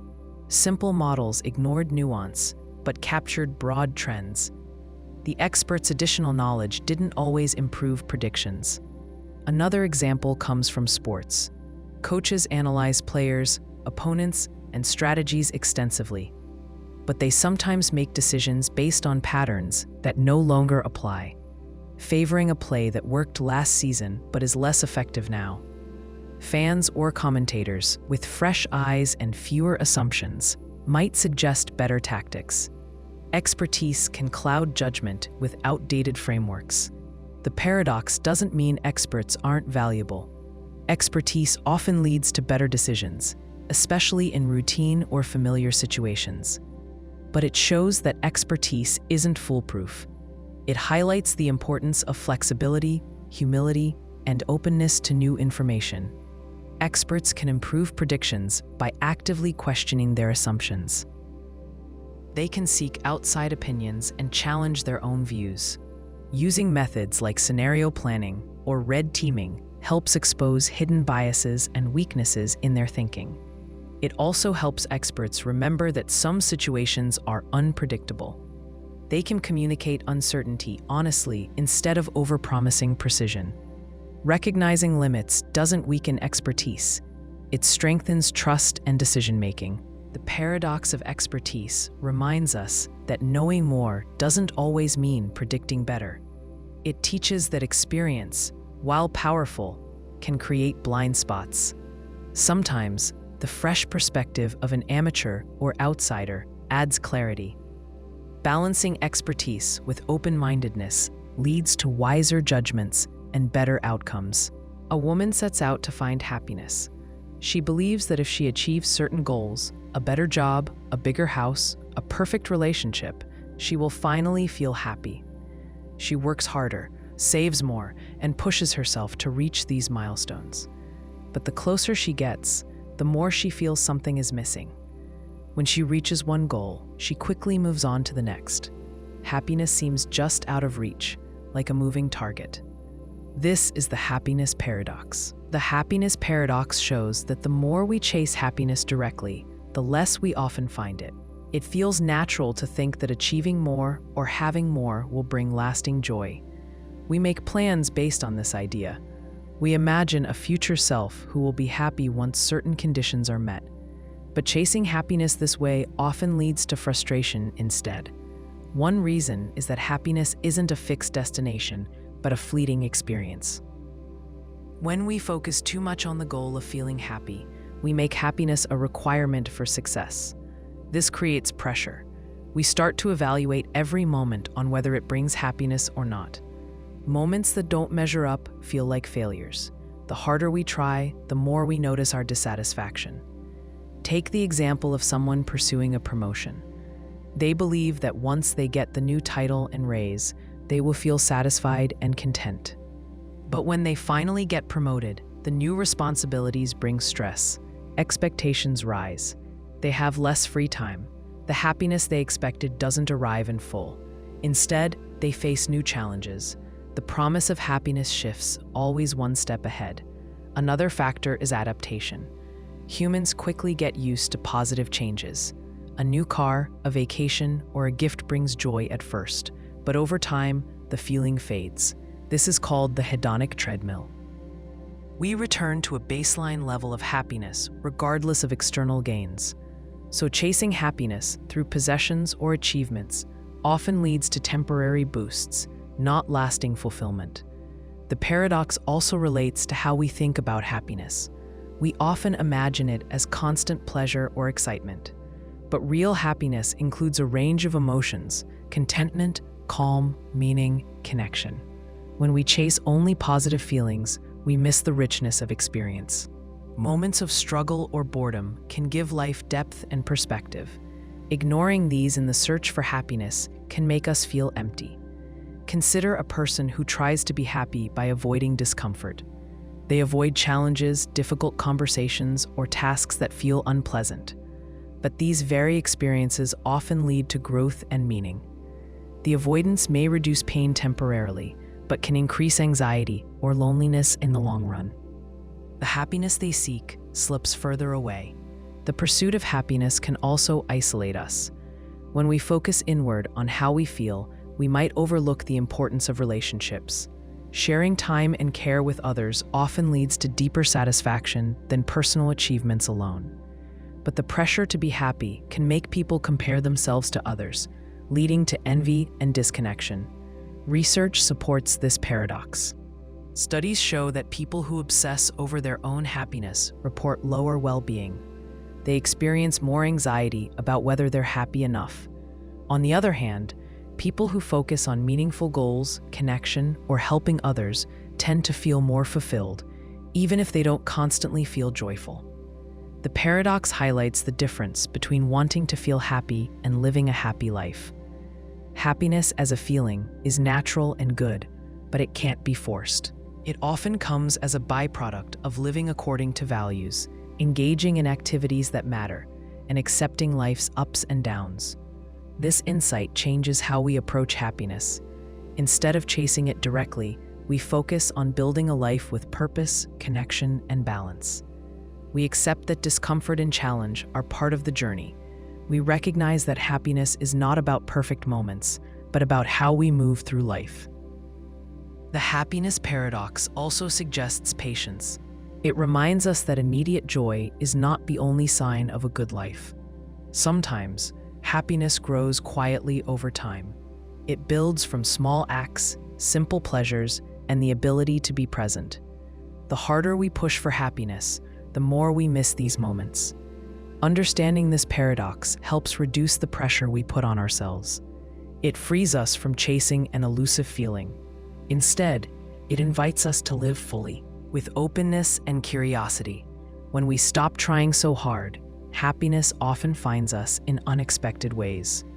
A teenager receives praise from teachers and parents for being smart and talented. Over time, this praise shapes how she sees herself. She begins to believe she must always succeed and be admired. When she faces failure or criticism, she feels devastated.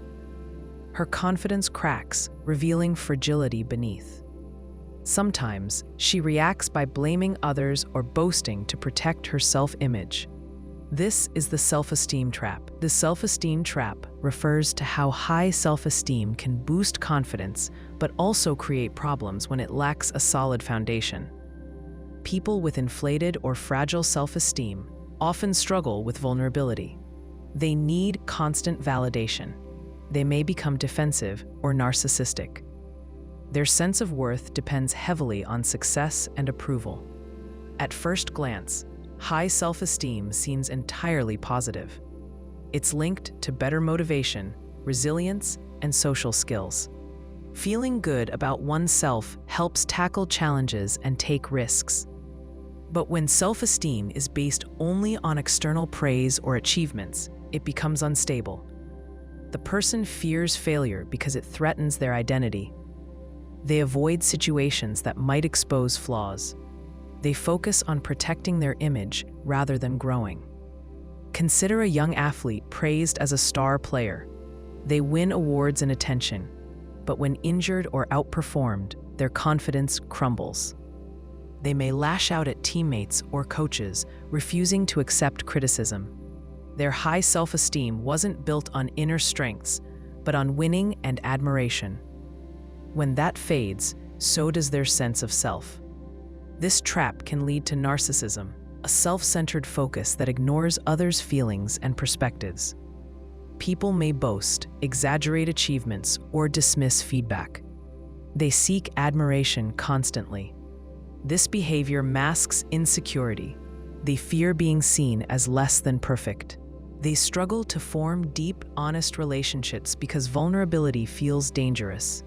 Fragile self-esteem also causes anxiety and depression. When a person's worth depends on success, setbacks feel like personal failures. They ruminate on mistakes, worry about judgment, and lose motivation. Their confidence is a house of cards. A small blow can topple it. The source of the self-esteem trap often lies in how people were raised or socialized. Constant praise without balance. Focus on being the best or linking worth to appearance or status can create fragile self-esteem.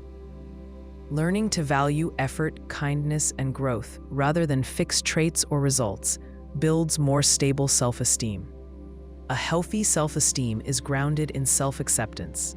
It allows for mistakes and imperfection. It doesn't need constant validation. People with healthy self-esteem can take feedback without fear. They recognize strengths and weaknesses equally. They maintain confidence even when things go wrong. In classrooms, this understanding shifts how praise is given. Instead of saying, "You're so smart," teachers encourage, "You worked really hard." This focuses on effort, which students can control rather than fixed ability. It helps develop resilience and a growth mindset, reducing the risk of fragile self-esteem. In relationships, the trap shows when someone reacts strongly to perceived slights. A partner may need constant reassurance or become jealous easily. Their self-worth depends on others' approval. When validation falters, they feel threatened or unloved. Learning to separate self-esteem from others' opinions helps build security and trust. Workplaces see the trap when employees take criticism personally or avoid challenges that might expose weaknesses. Leaders with fragile self-esteem may micromanage or dismiss dissent.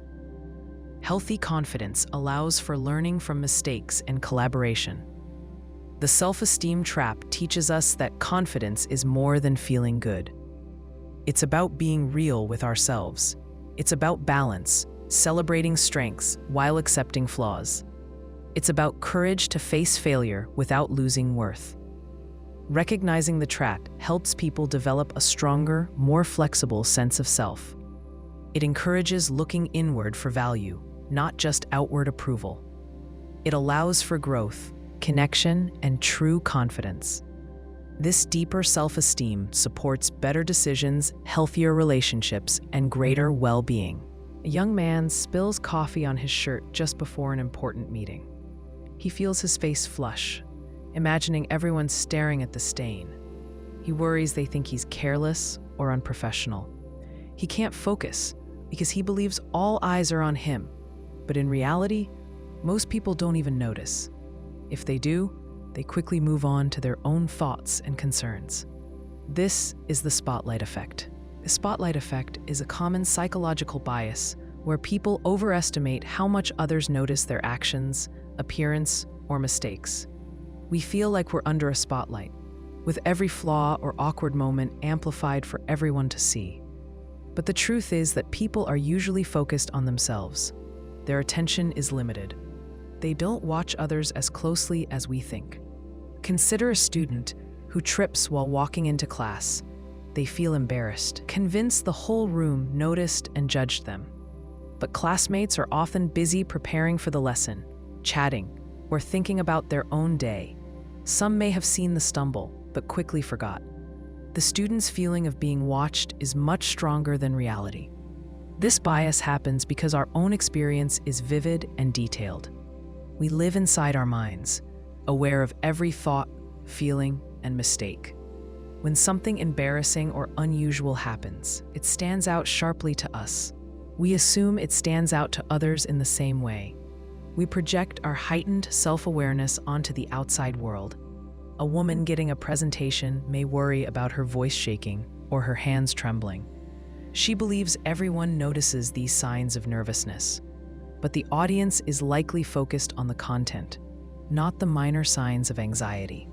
They want to understand the message, not judge the speaker's appearance. The spotlight effect also influences social anxiety. People who fear social situations often overestimate how much their awkwardness or flaws are noticed. This belief increases stress and avoidance. If they realize that others pay less attention than imagined, they might feel more comfortable. The effect applies beyond embarrassment. People may overestimate how much others remember their words, opinions, or fashion choices. Someone might worry about a joke that fell flat, believing it ruined their reputation. But most people have already forgotten or didn't register the comment deeply. The spotlight effect connects to another bias called the illusion of transparency. That's when people think their emotions are obvious to others. A person might believe their nervousness or discomfort is visible, even when it's subtle or hidden. They feel exposed when, in fact, others notice little. Understanding the spotlight effect helps reduce self-consciousness. Realizing that others are less focused on us than we think can ease anxiety. It allows us to take risks, speak up, or try new things without fearing harsh judgment. For example, a job candidate nervous about a minor slip during an interview might remember the spotlight effect and remind themselves that interviewers focus on the whole conversation, not just one mistake. This perspective helps maintain confidence. In relationships, the spotlight effect can cause misunderstandings. One partner might assume the other is constantly noticing and judging every action, but people are often absorbed in their own experiences. Recognizing this can reduce tension and increase empathy. The spotlight effect is a reminder of how self-centered our perspective is. We live inside our own heads, but the world doesn't revolve around us. Others have their own concerns, distractions, and insecurities. Their attention is limited and selective. This bias doesn't mean we should ignore feedback or stop caring about how we come across, but it encourages balance. It invites us to step back and see ourselves from a wider view. Our mistakes and flaws, while real to us, are often invisible or unimportant to others. The spotlight effect reveals a fundamental truth about human experience. We are much less noticed and judged than we fear. This insight can free us from unnecessary worry and help us engage more fully with life. When we realize the spotlight isn't as bright as we imagine, we find room to be ourselves. A man feels calm and collected as he plans to quit smoking. He thinks about how proud and free he will feel once he stops. He imagines the long-term benefits: better health, more energy, and saving money. But when the moment comes, the craving hits hard. The stress, the irritability, the urge to smoke feel overwhelming. He wonders why he didn't anticipate how tough it would be. This is the empathy gap. The empathy gap describes our difficulty in predicting our future feelings or understanding others' feelings when we are in a different emotional state. When calm, we underestimate how strong future emotions will be. When emotional, we struggle to remember what it's like to be calm. This gap affects choices, relationships, and self-control. Imagine someone who's angry during an argument. In the heat of the moment, they might say things they don't truly mean or make harsh decisions. Later, when calm, they regret their words and actions. When calm, they couldn't have imagined how intense anger would cloud their judgment. This disconnect is the empathy gap. The gap also explains why people make promises they can't keep. A student may promise to study every day when relaxed, but once overwhelmed by fatigue or distractions, motivation wanes.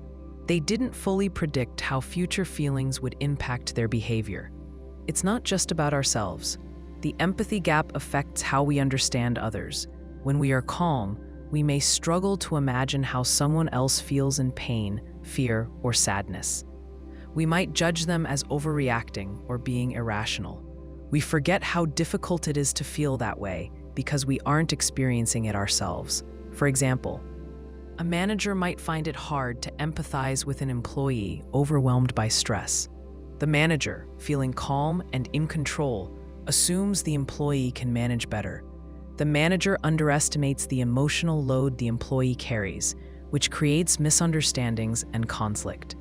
The empathy gap stems from the way emotions influence thinking. Emotions shape attention, memory, and decision-making. When we're calm, our brains focus on logic and plans. When we're emotional, feelings dominate and can override rational thought. Because these states are so different, it's hard to bridge between them mentally. Studies show that people in one emotional state have difficulty predicting or recalling feelings from another state. For example, smokers who are not craving cigarettes underestimate how strong cravings feel. Conversely, those craving find it hard to remember what it's like to feel normal and smoke-free. The gap also impacts self-control. People make plans based on their current calm state, but fail to account for how future emotions might undermine those plans. Dieters who decide to avoid sweets may not fully grasp how tempting dessert will feel when stressed or tired. They experience the gap between intention and action. Understanding the empathy gap helps explain why it's so hard to change habits or manage emotions. It reveals that failure isn't just about willpower, but about a mismatch between predicted and actual feelings. Knowing this can encourage better strategies, like preparing for emotional challenges in advance. For example, a person trying to quit smoking might plan ways to handle cravings, calling a friend, chewing gum, or taking a walk, rather than relying solely on calm day intentions. These plans acknowledge the empathy gap by anticipating future emotional states. The empathy gap also highlights the limits of empathy in social situations. Recognizing that others' feelings can be hard to imagine when calm fosters patience and understanding. It reminds us to listen carefully, rather than assume we know what someone else is going through. In relationships, the empathy gap can cause conflicts. Partners may underestimate each other's emotional responses or fail to communicate needs effectively. Learning about the gap encourages openness about feelings and better timing for difficult conversations, choosing moments when both are more emotionally aligned. The empathy gap reminds us that emotions change perspective. It shows how hard it is to predict or judge feelings across different states. This awareness helps us be kinder to ourselves and others, knowing that feeling differently in the future or now is natural. When we plan, make decisions, or interact with others, keeping the empathy gap in mind leads to more realistic expectations and greater compassion. It helps bridge the space between what we feel now and what we or others will feel later. We often feel uncomfortable being vulnerable. Revealing fears, mistakes, or weaknesses seems risky. It feels like giving someone else power. Yet, when we see others sharing their vulnerability, we rarely see weakness.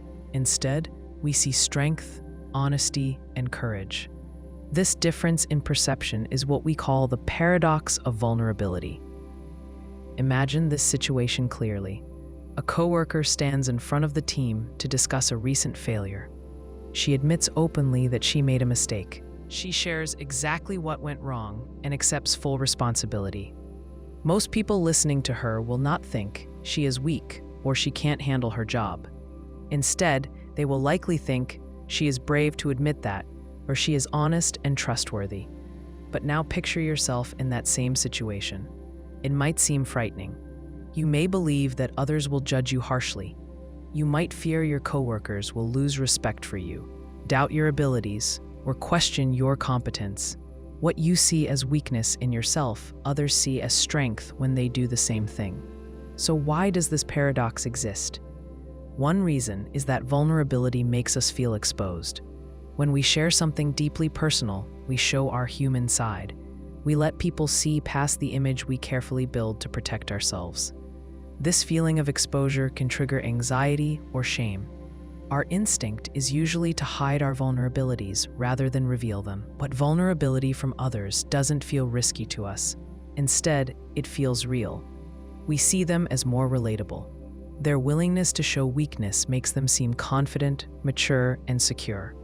They look strong enough to take a risk, admit errors, and accept the results. For example, imagine two friends. One friend hides his emotions and pretends everything is fine. He never discusses his worries or failures, so he often seems distant. The other friend admits openly when he feels uncertain or overwhelmed. He can say, "I don't know the answer," or "I need help." Over time, the second friend gains more trust. His openness helps people feel safe around him. People respect his honesty. He does not seem weaker because of his vulnerability. He actually appears stronger. Vulnerability at work also illustrates this paradox clearly. Suppose a leader refuses to admit mistakes. He tries to seem perfect all the time. His team might begin to feel pressured and afraid to make errors themselves. Team members might start hiding their mistakes, afraid to be judged or criticized. Compare this to a leader who says openly, "I got this wrong. Here's how we can fix it." This leader creates a safer environment. Employees see that mistakes are acceptable, as long as people learn from them. The leader's vulnerability builds respect and trust. People feel comfortable sharing their own challenges. They see his willingness to show imperfection as a sign of genuine confidence. This paradox extends to personal relationships too. Think about romantic partnerships. One person may hide insecurities and pretend to have everything figured out. She fears appearing needy or weak if she shares feelings honestly. Her partner may sense something is wrong, but struggles to connect fully. The other partner, however, might share openly when feeling afraid, sad, or uncertain. This honesty creates intimacy and trust. It makes the partner more relatable and human. Rather than seeing weakness, the partner sees courage. The difference comes from the way we judge ourselves versus others. We often hold ourselves to unrealistic standards. We expect to seem strong, capable, and controlled at all times. When we fall short of these impossible expectations, we feel ashamed.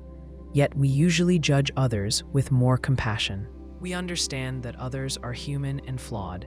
We see their vulnerability as evidence of strength rather than weakness. This paradox highlights how deeply vulnerability connects people. When someone shares a weakness or a struggle, it gives others permission to do the same. It reduces the pressure to pretend or hide. People start to see that they are not alone in feeling uncertain or scared. Vulnerability creates a shared understanding that everyone has challenges, fears, and imperfections. Consider a team facing a difficult challenge at work. No one admits uncertainty, and everyone acts confident. The pressure to appear strong may prevent the group from discussing important issues. Eventually, the team fails to solve the problem effectively. Contrast this with another team where a member openly says, "I don't know how to fix this. I need your help." Suddenly, the pressure disappears. Other team members admit their own confusion or worry. By embracing vulnerability, the group finds solutions faster because no one pretends to have all the answers. The paradox remains challenging because it goes against human instincts. Our brains naturally try to protect us from threats, including emotional risks. Being vulnerable feels dangerous, so we avoid it. Yet the strongest and most respected people around us are often those willing to share openly. They earn our trust and admiration precisely because they allow us to see them fully. We can learn from observing others that vulnerability is not weakness. It takes courage, strength, and self-awareness. By changing how we view our own vulnerability, we can improve our relationships, teams, and lives. The next time you fear looking weak by sharing your true feelings or admitting a mistake, remember this paradox. Others will likely respect your honesty and bravery far more than they will ever judge your openness as weakness. We tend to believe that others think just like we do. We assume that our views, feelings, and opinions match those around us. But in reality, most people don't share our perspectives. This mistaken assumption has a name: the false consensus effect. The false consensus effect occurs when people overestimate how many others agree with them. We naturally expect friends, coworkers, and even strangers to share our beliefs. But this expectation is rarely accurate. Our thoughts often differ from the majority without us realizing it. Imagine a simple situation. You and your coworkers decide to order pizza. You love pineapple on your pizza, Without hesitation, you suggest ordering Hawaiian pizza for the team, assuming most people like pineapple. But once the order arrives, you're surprised to find only one other coworker enjoying it.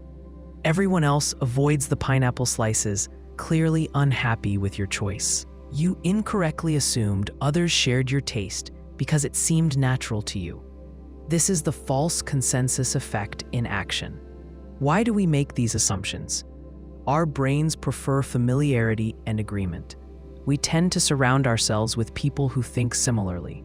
When we interact daily with people who share our views, we easily assume everyone else must feel the same way. This assumption extends beyond our close circles. It shapes how we perceive strangers as well. Consider politics as an example. Someone who strongly supports a candidate might think most people around them do too. They might confidently discuss politics at work or among friends, expecting agreement. But when someone openly disagrees, they feel shocked and confused. The false consensus effect has distorted their perception. Because their inner circle agrees, they expect everyone else will as well.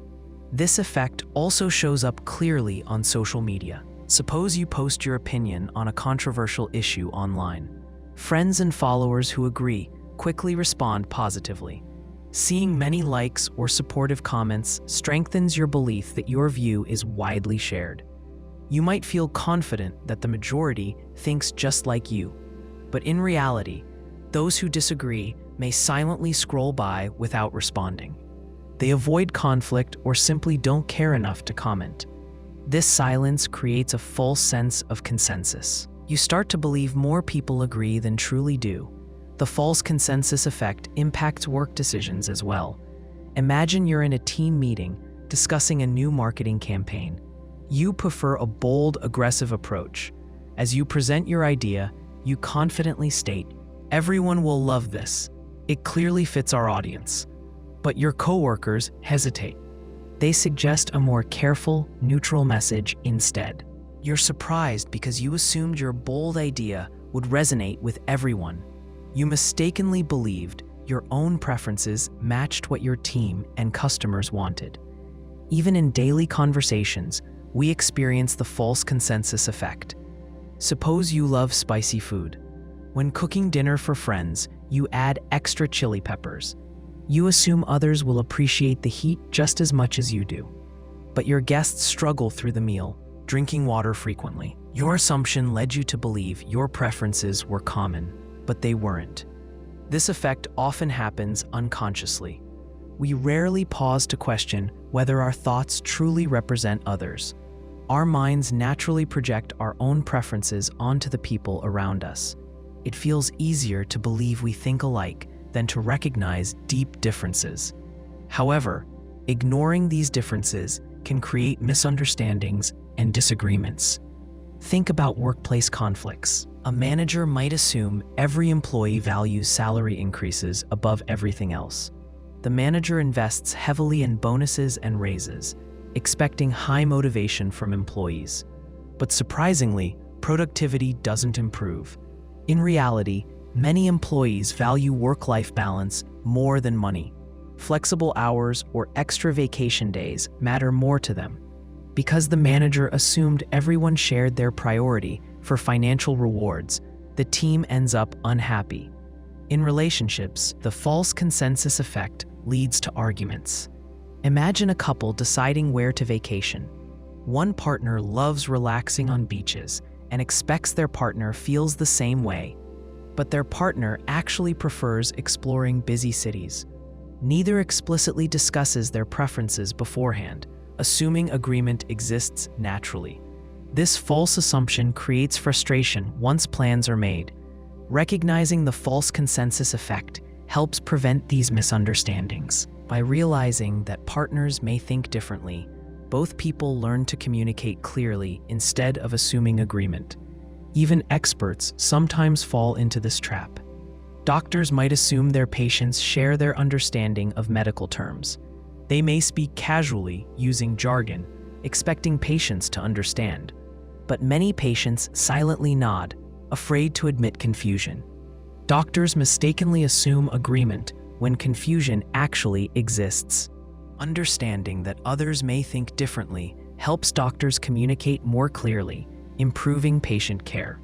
The false consensus effect also affects decisions about what's acceptable or unacceptable. Suppose you're late for meetings occasionally. Because you find lateness understandable, you assume others see it similarly. But your coworkers become annoyed, interpreting your lateness as disrespectful. You mistakenly thought others shared your tolerance. This assumption harms relationships, causing unnecessary conflict. To understand others better, we must actively question our assumptions. Simply knowing about the false consensus effect helps. When making important decisions, ask directly what others think instead of assuming. Listen carefully to their responses without judgment. Doing this reduces misunderstandings and conflicts, making collaboration smoother. The false consensus effect teaches us something important about our minds. Our brains naturally seek comfort by assuming everyone else thinks like we do. This feels safe, predictable, and reassuring. But reality is rarely that simple. People are different, with unique beliefs, values, and perspectives. Recognizing the false consensus effect makes us more aware. It encourages us to question assumptions instead of accepting them blindly. This understanding can improve relationships, teamwork, and decision-making. By realizing that others may not think like us, we become more open-minded. We learn to ask, listen, and respect differences instead of assuming agreement. People often think of deception as lying to others, but one of the most common forms of lying happens quietly inside our own minds. This kind of lying is self-deception. It's when we convince ourselves something is true, even though deep down we know it's not. Strangely, we rarely notice we're doing it. We believe we are being completely honest. Self-deception happens because the mind tries to protect itself. It prefers to feel good rather than to face uncomfortable truths. The human brain is skilled at ignoring facts, twisting reality, and creating stories that help us feel better. Imagine someone named Paul, who works in an office. Paul believes he's a hard worker, committed to his job. Each day he tells himself he's busy and productive, but in reality, Paul spends hours each day distracted by social media and idle conversation. If asked, Paul would sincerely say he's working hard. He doesn't feel dishonest. Yet, his self-deception blinds him from recognizing his own behavior. Another example is Laura, who wants to lose weight. She convinces herself she's sticking closely to her diet. Each evening, however, Laura snacks without thinking, eating chips and chocolate while watching TV. She honestly believes she's following the diet plan and becomes frustrated when her weight stays the same. Laura's self-deception prevents her from seeing the true reason she isn't losing weight. Why do people deceive themselves? Often, it comes down to avoiding emotional discomfort. Facing unpleasant facts is difficult. Self-deception helps people maintain their self-image and avoid anxiety or guilt. Consider Michael, a manager who prides himself on fairness. He tells himself he treats all his employees equally. However, he clearly favors certain people, giving them more attention and better projects. If confronted, Michael might feel offended or defensive. His self-deception helps him avoid guilt or shame. By believing he's fair, he doesn't have to deal with the discomfort of admitting favoritism. Self-deception can also occur in relationships. Imagine a woman named Sarah, who stays in an unhappy marriage. Sarah convinces herself her marriage is healthy because facing the truth feels overwhelming. She notices red flags like constant arguments and emotional distance, but dismisses them as normal ups and downs. Sarah honestly believes her marriage is fine. Her self-deception protects her from the emotional pain of confronting reality. This paradox, believing we're honest while deceiving ourselves, is powerful because it feels real. People rarely question their self-deceptions because they don't realize they're happening. We trust our own minds. If we think something is true, we accept it completely. The brain uses certain strategies to maintain self-deception. One strategy is selective memory. We remember events that confirm our beliefs and conveniently forget those that contradict them.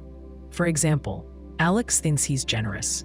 He easily recalls the times he donated money or helped friends, but he conveniently forgets how often he avoids opportunities to help others. By recalling only positive memories, Alex maintains his self-image without feeling dishonest. Another strategy is rationalization. Rationalization means making excuses to justify behavior. Imagine Lisa, who often arrives late to work. Lisa tells herself traffic is always terrible, or the bus was late again. She believes these reasons completely. But the truth is simpler. Lisa often leaves home too late because she gets distracted. Her excuses help her avoid accepting responsibility for her behavior. People also deceive themselves by blaming others. Consider Mark, who fails to get promoted at work. Instead of honestly assessing his own performance, Mark insists his boss is unfair. He genuinely believes favoritism, not his own actions, caused the outcome. This self-deception prevents Mark from seeing areas where he could improve. He protects himself from feelings of inadequacy by blaming someone else. Self-deception isn't always harmful. In small amounts, it can help people cope. Imagine an athlete preparing for a competition. She tells herself repeatedly she's the best and will win. Deep down, she knows there are stronger competitors, but the self-deception boosts her confidence. It allows her to perform without anxiety. In this way, self-deception can temporarily help someone face a challenging situation. However, long-term self-deception usually creates problems. Over time, ignoring reality leads to poor decisions and damaged relationships. For example, someone convinced they're financially stable while spending recklessly risks serious debt. Because they refuse to face the truth, the problem grows larger and harder to fix. People often fail to recognize self-deception because it feels normal. It's easier to spot self-deception in others than ourselves. We see clearly when a friend makes excuses or denies reality, yet miss the same pattern in our own behavior. That's because acknowledging self-deception in ourselves is uncomfortable and threatens our self-image. For instance, Jessica sees clearly that her friend Emily is deceiving herself by staying in a toxic relationship. Jessica tells Emily to be honest about how unhappy she feels, yet Jessica herself is stuck in a job she dislikes, convincing herself it's tolerable. Jessica's ability to recognize self-deception disappears when it's about her own life. She believes she's honest about her feelings, even though she's clearly not. The self-deception paradox thrives because people genuinely believe their own lies. The brain's goal is emotional safety, not absolute truth. By ignoring or distorting reality, self-deception provides short-term comfort. We easily convince ourselves that our version of reality is the correct one. Understanding self-deception requires self-awareness. The first step is noticing discomfort or resistance when facing certain facts. If something feels uncomfortable, it may signal a hidden truth. For example, a person who feels defensive when receiving criticism might be deceiving themselves about their performance. Acknowledging discomfort helps uncover self-deception. The human mind naturally avoids pain, even emotional pain. Self-deception is its tool to avoid difficult truths. Yet, noticing and questioning this process can help us see reality more clearly. We don't need to feel ashamed or embarrassed about self-deception. It happens to everyone. Recognizing it simply makes life simpler and more honest. People often say we should just be ourselves. It sounds easy, but the truth is more complicated. Trying hard to be authentic can sometimes make us less real. We start performing authenticity instead of truly living it. This is called the authenticity paradox. Consider a woman named Rachel. She's starting a new job as a manager. Rachel believes deeply in being genuine. She wants her team to see her true self right away. So she openly shares her feelings, worries, and doubts from the first day. She hopes this honesty will earn her team's respect, but instead of building trust, Rachel's openness makes her employees uncomfortable. They become unsure whether Rachel is ready for her role. Her attempts at authenticity seem forced. Her team senses that she is performing rather than being natural. Rachel's effort to appear genuine has the opposite effect. She feels fake, and her team becomes wary. This happens often because we confuse being authentic with oversharing. Authenticity isn't about revealing everything we think or feel. It's about behaving in ways that align with our core values. It means acting honestly but appropriately for the situation. Imagine someone named Jason. Jason wants to build closer friendships. To him, authenticity means being brutally honest about everything. He criticizes friends openly, believing it shows sincerity. He tells himself, "I'm just being real." But instead of building stronger bonds, Jason pushes people away. Friends see his honesty as rude, not genuine. His attempts to be real seem harsh and artificial because he's forcing authenticity rather than living it naturally. The authenticity paradox often shows up in workplaces. Companies tell employees to bring their whole selves to work. The idea sounds good, but sometimes employees start performing their identities instead of simply being themselves. They become overly cautious or overly dramatic about expressing who they are. Instead of feeling natural, the behavior seems exaggerated and insincere. Think about a team member named Alex. At work, Alex wants to show colleagues he's creative and interesting. He frequently mentions unusual hobbies or unique opinions in meetings. He thinks being authentic means standing out at all times. But colleagues start to see Alex as performing rather than simply being himself. They notice he's intentionally highlighting these traits. This makes his authenticity feel less real. Social media provides another clear example. Online, people frequently talk about authenticity. Influencers encourage followers to be real and share openly. But many of these influencers carefully craft their authentic moments. They share struggles or imperfections only when it helps their image. Followers eventually see through this performance. They realize that these moments of supposed honesty are carefully planned. The influencer's attempts at authenticity become the opposite. They seem fake and forced. This paradox also appears in personal relationships. Suppose Sarah values openness and emotional honesty in relationships. She often tells friends exactly how she's feeling. But Sarah sometimes overemphasizes her emotions to appear authentic. Friends begin to doubt if Sarah truly feels these things deeply. Her efforts at being genuine feel artificial because she exaggerates authenticity instead of simply experiencing it. Why does this paradox happen? Usually because we think authenticity is something we must prove or demonstrate. When authenticity becomes a performance, we lose the real meaning behind it. Genuine authenticity doesn't require effort. It naturally aligns with who we truly are inside. Trying too hard makes it feel false, even to ourselves. To better understand, picture a man named Marcus. Marcus is shy and quiet by nature. He hears that authenticity means confidently speaking his mind. So Marcus tries hard to appear outgoing, talking loudly at meetings and forcing himself into social situations. Instead of seeming real, Marcus feels uncomfortable. His coworkers sense this discomfort and become uncertain of his sincerity. Marcus's attempts at authenticity feel unnatural because he's performing rather than living it. Real authenticity is simpler. It means accepting our true selves and acting in alignment with our values. It doesn't always mean sharing every detail or emotion. Authentic people adjust their behavior to fit different situations naturally, without feeling fake. For instance, Maya is an authentic person.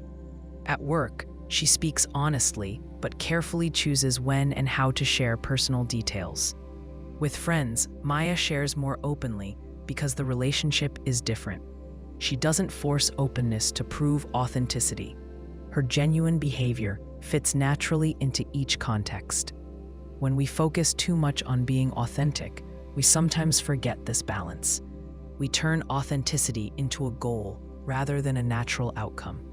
This effort makes us feel unnatural and self-conscious. We start acting instead of simply being. Consider a leader named Daniel. Daniel reads about the importance of authentic leadership. He decides to show vulnerability by talking often about his mistakes. But Daniel overdoes it.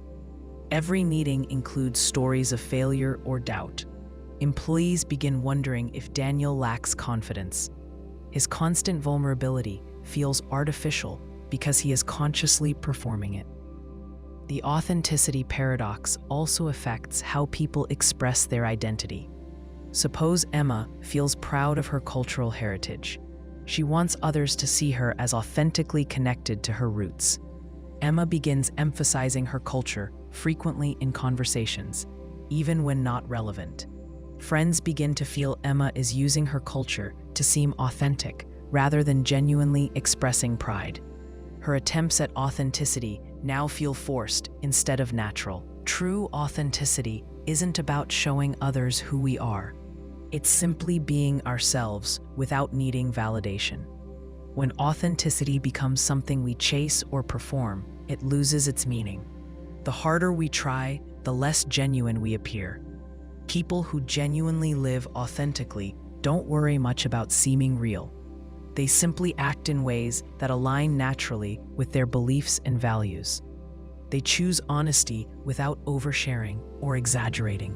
Authenticity flows naturally from their behavior, rather than needing constant proof or display. When people try too hard to show authenticity, others quickly sense it. The performance becomes obvious. We trust people more when authenticity feels effortless and genuine, rather than intentional. The authenticity paradox reminds us that trying too hard defeats the purpose. Being genuine happens best when we're not actively trying to show authenticity. Simply behaving in ways that match our true beliefs creates genuine authenticity. The moment authenticity becomes a performance, it stops being real. People often feel certain that they control their choices. Each decision seems freely made, guided by reason and conscious thought. But in reality, many of our decisions come from hidden, unconscious processes that shape our choices without us knowing it. This contradiction is known as the free will paradox. To understand this clearly, consider a man named Ben who decides what to eat for lunch. Then looks at the menu carefully, thinking he's consciously making a choice. He eventually picks a sandwich. He feels fully in control of this decision. But what Ben doesn't realize is that earlier he saw an advertisement for sandwiches that subtly influenced him. The choice felt free and deliberate, but his unconscious mind already nudged him toward the sandwich without him knowing. This happens frequently in daily life. People make countless decisions believing they are fully aware of their reasons. But beneath conscious thought, hidden processes shape these choices. Our brains constantly absorb information we don't notice consciously, guiding our decisions silently.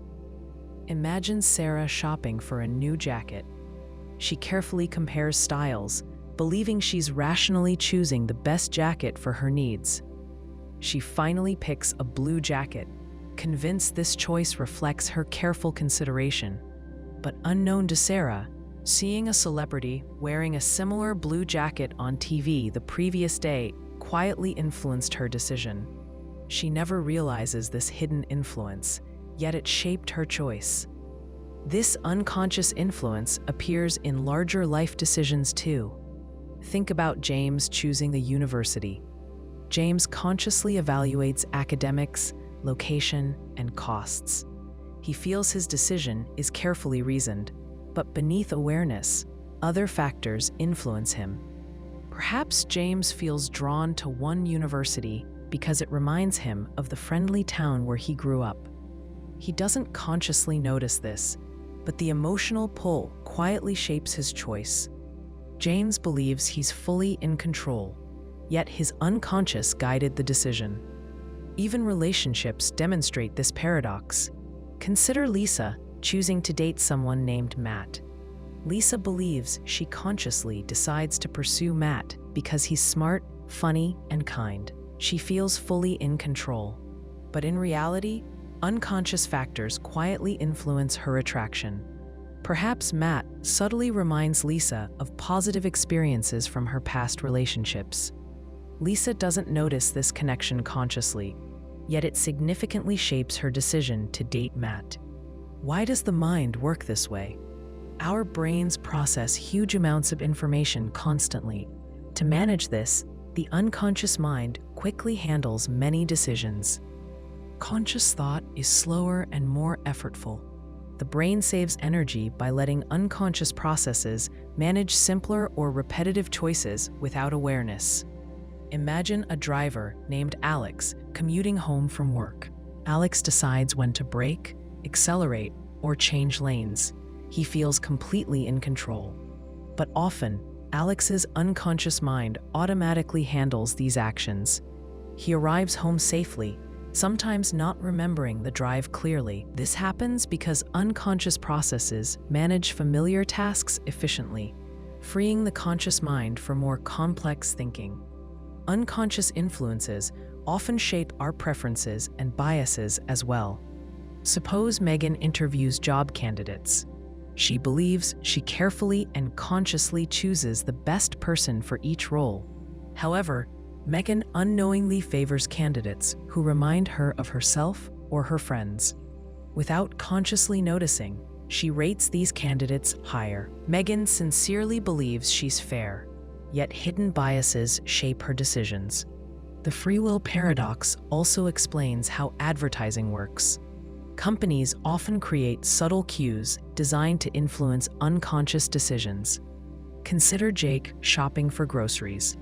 He selects a certain brand of cereal, believing he's simply choosing his favorite. But he recently saw advertisements featuring happy families eating that brand. Jake doesn't consciously recall these ads, yet they unconsciously guided his choice. This paradox can be unsettling because it challenges the idea that we fully control our choices. People want to believe they consciously shape their lives through deliberate decisions. Accepting that unconscious processes strongly influence these decisions feels uncomfortable. However, unconscious influence doesn't mean people have no control at all. Conscious thought still plays an important role, especially in complex decisions. Unconscious processes mainly guide smaller or repetitive choices. Recognizing unconscious influences can actually help people make better decisions. By noticing hidden biases or subtle nudges, people gain more control over their choices. For example, imagine Emily frequently buying expensive coffee each morning. She believes she consciously chooses this coffee because of its superior taste, but upon reflection, Emily realizes she's influenced by social pressure. Her friends all drink that expensive brand. Once Emily recognizes this unconscious influence, she can consciously reconsider her choice.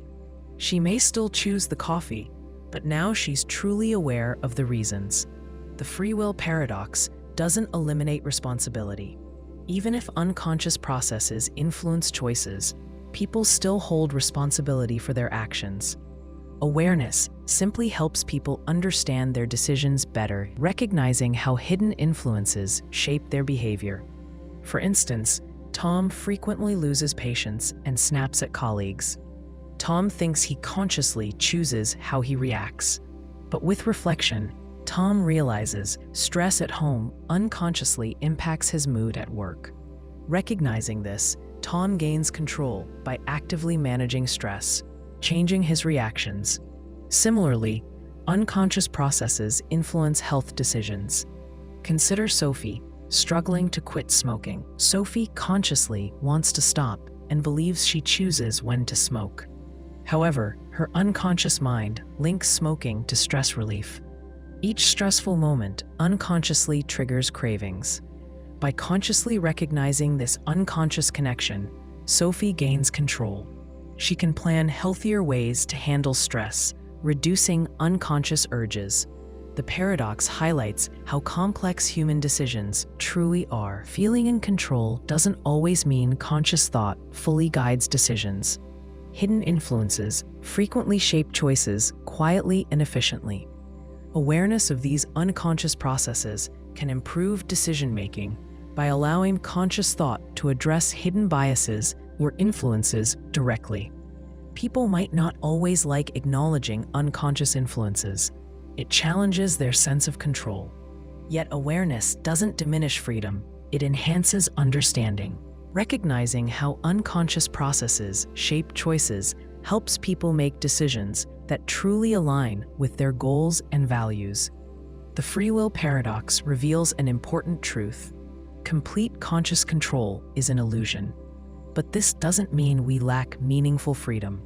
By understanding the balance between conscious thought and unconscious influences, people gain deeper insight into their own choices. This awareness provides a more realistic, nuanced understanding of human decision-making. People often build their identity around a stable version of themselves. This version feels safe because it's familiar. It helps them move through life without confusion. But sometimes, finding who you truly are requires letting go of that safe, secure identity. To discover your real self, you might have to lose the person you thought you were. Imagine a man named Jake. Jake spent most of his life believing he wanted to be a lawyer. His family admired lawyers, and he wanted their approval. He studied hard, earned a law degree, and found a good job at a respected law firm. On paper, Jake seemed successful. He felt safe because his identity was clear. Jake was the responsible lawyer, living the life everyone expected. But over time, Jake began feeling restless. Each day felt repetitive. He realized that he was unhappy, even though he did everything right. Jake struggled with a sense of emptiness. To truly understand himself, Jake needed to let go of the safe identity he had built. Eventually, he left his stable job to explore photography, something that felt uncertain but genuinely exciting. Jake lost his secure identity as a lawyer.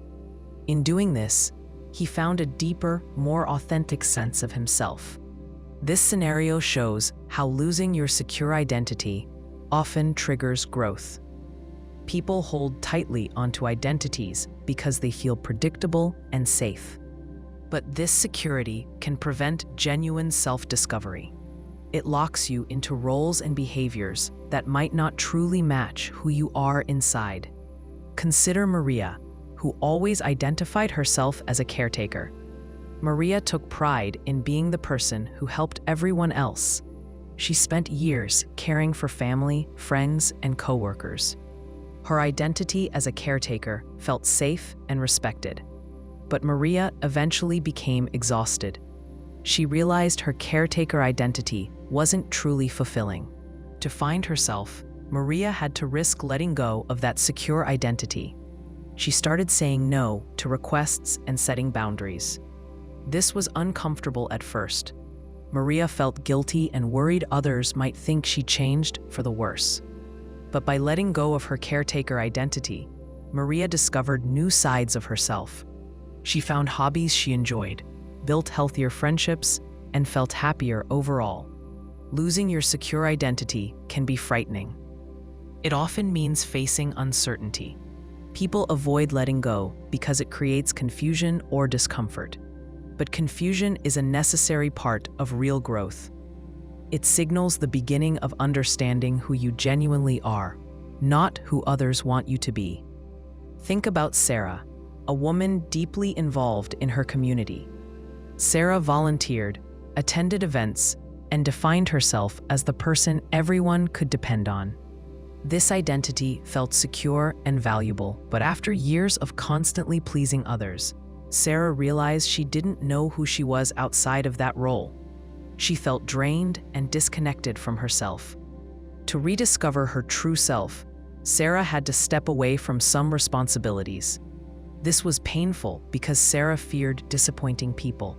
She struggled with feeling selfish or lost. But gradually, Sarah learned about herself. She discovered personal interests she never knew she had. By losing her secure identity, Sarah found a clearer sense of who she really was. Identity crises often happen because life changes, forcing people to let go of secure identities. For example, losing a job, ending a relationship, or moving to a new place can trigger an identity crisis. When these changes occur, the familiar identity no longer fits. People must reevaluate who they truly are without relying on the past. Take Alex, a man who identified strongly with his career. Alex defined himself by his success as a manager. He felt secure because his job provided respect and stability. But one day, the company suddenly laid Alex off. Without his job, Alex experienced a painful loss of identity. He felt unsure of who he was. The secure, respected manager identity vanished, leaving Alex feeling empty and confused. This difficult period forced Alex to ask deeper questions about himself. He eventually found a new career path, one more aligned with his true interests. Losing his secure identity became the catalyst for a deeper understanding of himself. This process also happens in relationships. Imagine Anna, who built her identity around being someone's partner. Anna felt secure because her relationship defined who she was. But when the relationship ended, Anna faced a crisis. Without the familiar role, she felt lost. Anna struggled initially, feeling uncertain and alone. But this loss forced Anna to look inward. She explored new interests and met new people, discovering aspects of herself she never knew existed. Losing her secure identity allowed Anna to find a more complete understanding of who she truly was. People often resist identity crises because they're uncomfortable. Losing the identity that provided safety can feel unsettling, but avoiding discomfort prevents growth. True self-discovery usually comes through moments of uncertainty. It happens when familiar roles fall away, allowing deeper truths to emerge. For instance, James always identified as the quiet, reserved friend. This role felt secure because people accepted him this way. But James secretly longed to be more outgoing and adventurous. He feared changing would disappoint friends. Eventually, James risked losing his secure identity. He started speaking up more and trying new activities. At first, friends were surprised. Some relationships changed. But James also felt more alive. By letting go of the quiet friend identity, James discovered a richer, more authentic sense of himself.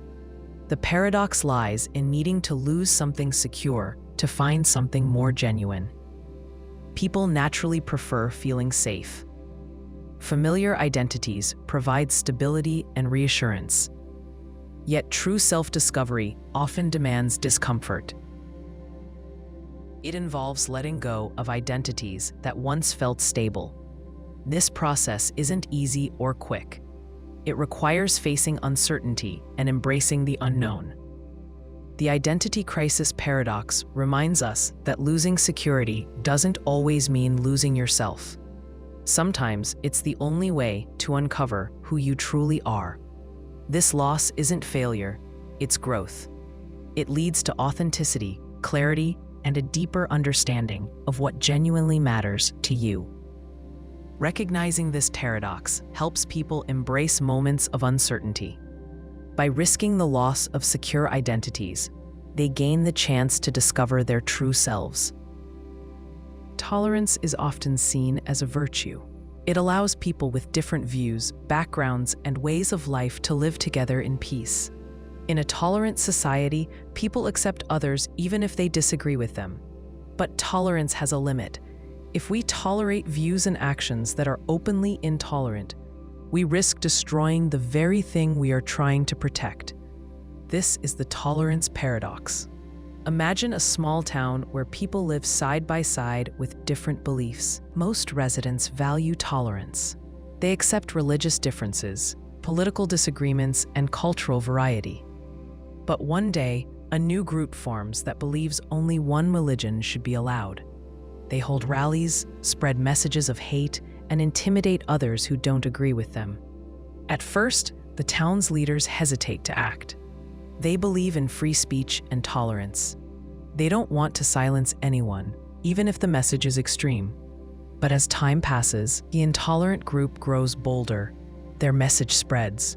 People who once lived peacefully start feeling afraid. Members of minority groups are harassed. Others begin to stay quiet or leave the town altogether. The tolerant atmosphere begins to vanish. In trying to stay tolerant, the town allowed intolerance to grow unchecked. Eventually, tolerance itself becomes the victim.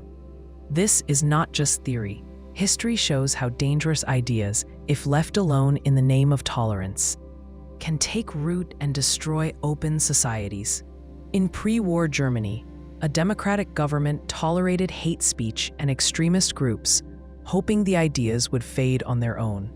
Instead, those ideas grew into a movement that crushed dissent and erased tolerance completely. The same pattern appears in smaller settings.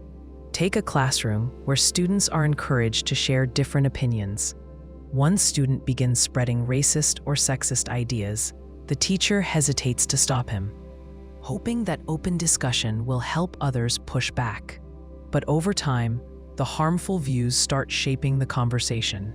Some students feel less safe speaking up. Others begin repeating what they hear.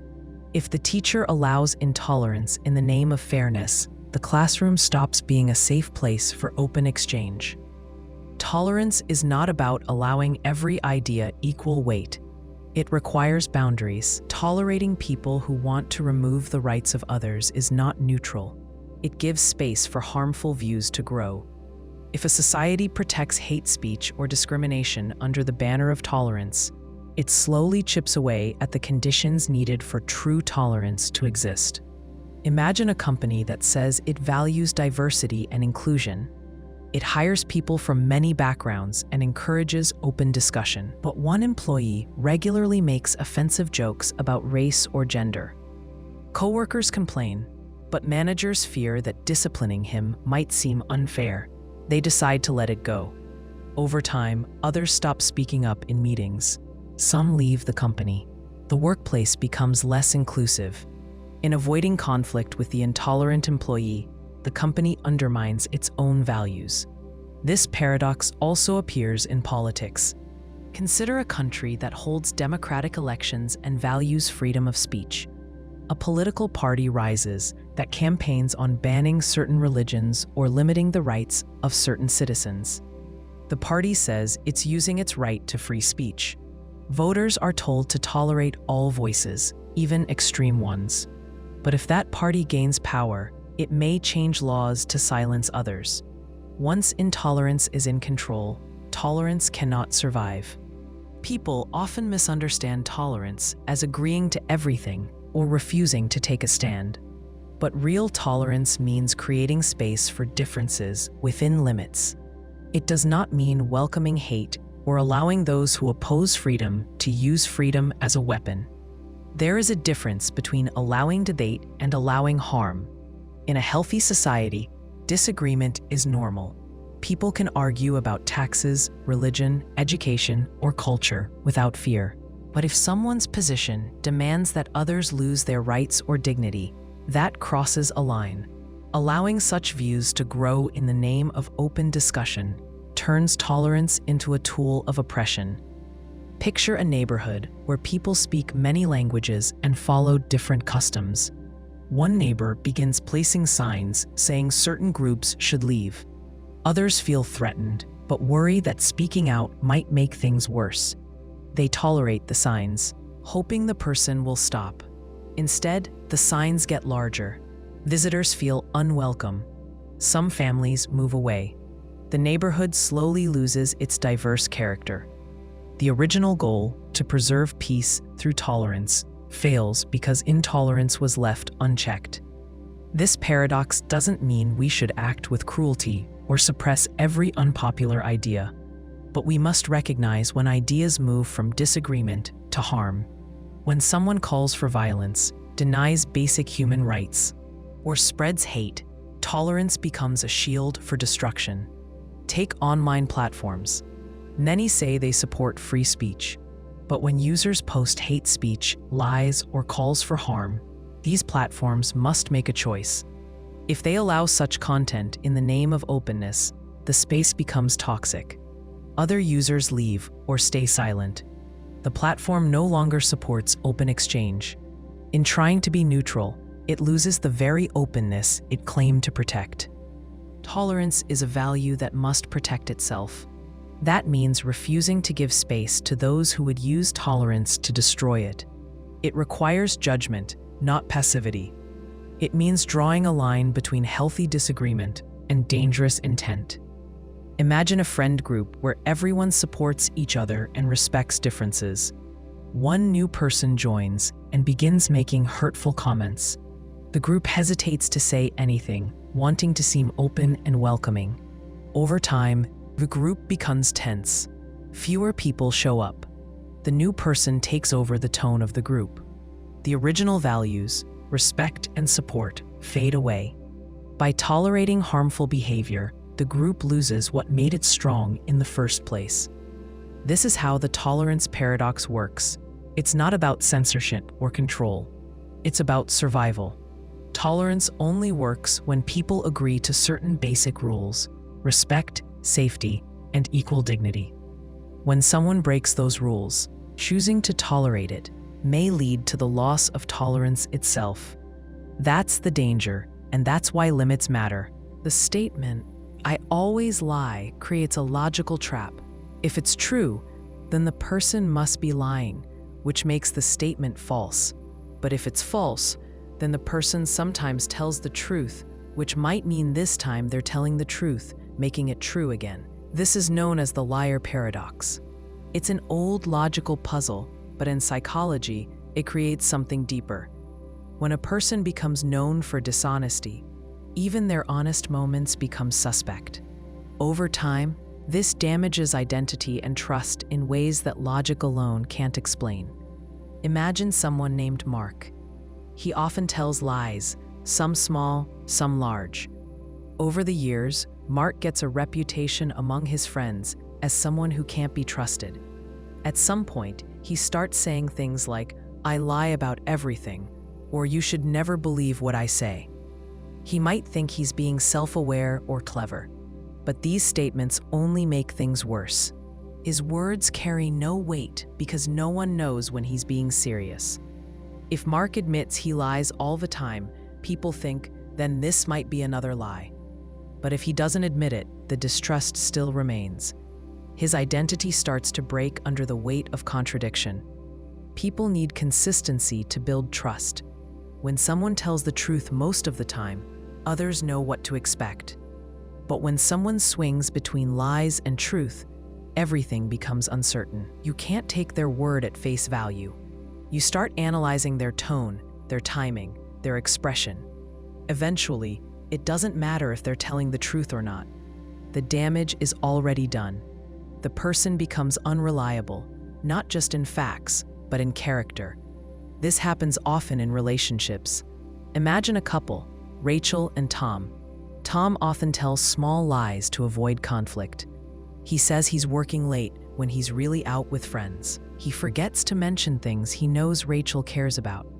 At first, Rachel gives him the benefit of the doubt, but as these lies stack up, she starts doubting everything. One night, Tom tells her, "I know I lie sometimes, but I'm telling you the truth now." That sounds reasonable, but it triggers the liar paradox. If he lies sometimes, how can she be sure this isn't one of those times? Even when Tom tries to be honest, his past lies make it impossible for Rachel to trust him. The liar paradox becomes psychological when a person internalizes it. They begin to see themselves through that same contradiction. A teenager who constantly bends the truth might say, "No one believes me anyway." Over time, They stop trying to be truthful, even when it matters. They begin to play into the role others expect. If everyone sees them as a liar, why not lie? Their sense of self becomes warped. They lose the internal guide that tells them what's real and what's not. That's not just about lying, it's about identity. The paradox doesn't always show up in words. Sometimes it appears in behavior. Take someone like Jenna, who often exaggerates her achievements. She wants to seem impressive, but the stories shift slightly each time. At some point, her friends notice the inconsistencies. They stop believing her completely. Now, even when Jenna tells an accurate story, it doesn't land.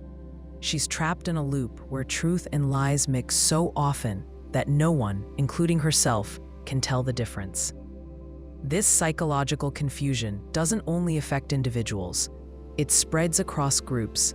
In a workplace, if a manager is known for stretching the truth, saying raises are coming when they're not, promising changes that never happen, employees eventually stop listening. Even when the manager is finally honest, people dismiss it. They've learned not to trust. The words no longer connect to reality. The liar paradox shows up again in politics. A public figure who lies frequently may suddenly make a real important claim. But the public has heard too many contradictions. Trust breaks. People become cynical, assuming every statement hides a hidden motive. Even truth, when spoken, has no impact. That's the danger. Lying doesn't just twist facts, it breaks the structure people rely on to navigate life. Some people try to escape the paradox by turning it into a joke. They say, "I'm such a liar, don't believe a word I say," as if humor makes it harmless. But humor doesn't cancel the damage, it masks it. Others try to reclaim control by admitting they're unreliable. But self-awareness isn't enough to rebuild trust. If someone says, "I know I'm dishonest, but I'm working on it," it sounds honest, but it still puts listeners in a trap. Should they believe the change is real, or is that just another lie? Over time, this creates emotional fatigue. Friends, partners, coworkers, anyone on the receiving end of the paradox start to pull back. Not because they hate the person, but because they can't keep operating in that level of uncertainty. It's exhausting to second-guess every word. They begin to feel manipulated, even when the liar has good intentions. This paradox can also affect self-trust. A person who lies often may start to doubt their own motives. They ask themselves, "Why did I say that? Was I protecting myself, or was I trying to control the situation?" They lose track of whether their words match their feelings. That gap between what they say and what they mean grows wider. Eventually, they don't just lie to others, they lie to themselves. Trust takes time to build, but only moments to lose. Once lost, it becomes hard to recover, especially if the liar paradox is active. Rebuilding trust requires more than telling the truth once. It takes repeated, consistent honesty, even when the truth is hard or inconvenient. It also requires giving up the idea that cleverness can replace integrity.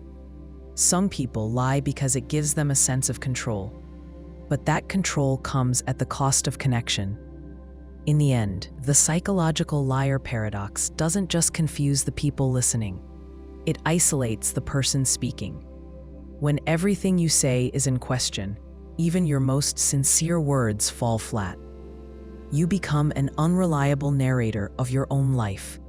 And once people stop believing your story, it becomes harder to believe it yourself. Most people want to feel in control. It gives them a sense of safety and order. They plan their day, manage their schedule, and try to shape outcomes. But when it comes to emotions and relationships, the more someone tries to control everything, the more things slip away. Strangely, letting go of that tight grip can create real influence. This is the paradox of control. Giving up control can lead to more of it. Imagine someone named Ben, who feels anxious in social situations. To avoid that feeling, Ben plans every detail when he meets people. He thinks through the topics he'll discuss, prepares for possible reactions, and tries to steer conversations.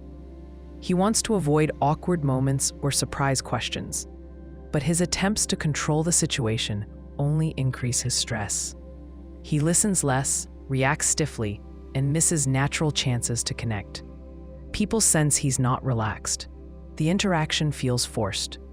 Ben wanted control over how others see him, but he ends up with less control over how the moment unfolds. If Ben allowed more flexibility, if he stopped trying to manage everything, he might feel more at ease and others would feel more comfortable around him. The situation would become easier to handle, not because he tightened his grip, but because he loosened it. This paradox appears often in relationships. Take Anna, who wants her partner Jake to show more affection. She reminds him daily, asks him to say certain things, and monitors how often he reaches out. She believes if she manages his behavior, she'll feel more loved. But Jake begins to feel pressure. He pulls away, not because he doesn't care, but because he feels controlled. Anna, in trying to secure connection, creates distance. But if she let go, if she stopped trying to shape his every move, Jake might feel freer to express love in his own way. The less she pushes, the more likely he is to come toward her. People often confuse control with stability. They think if they can just manage every variable, they'll avoid pain, failure, or uncertainty. But control is limited. Emotions come and go. People behave in ways you can't predict. Life events interrupt your plans. Clinging to control often creates more frustration, not less.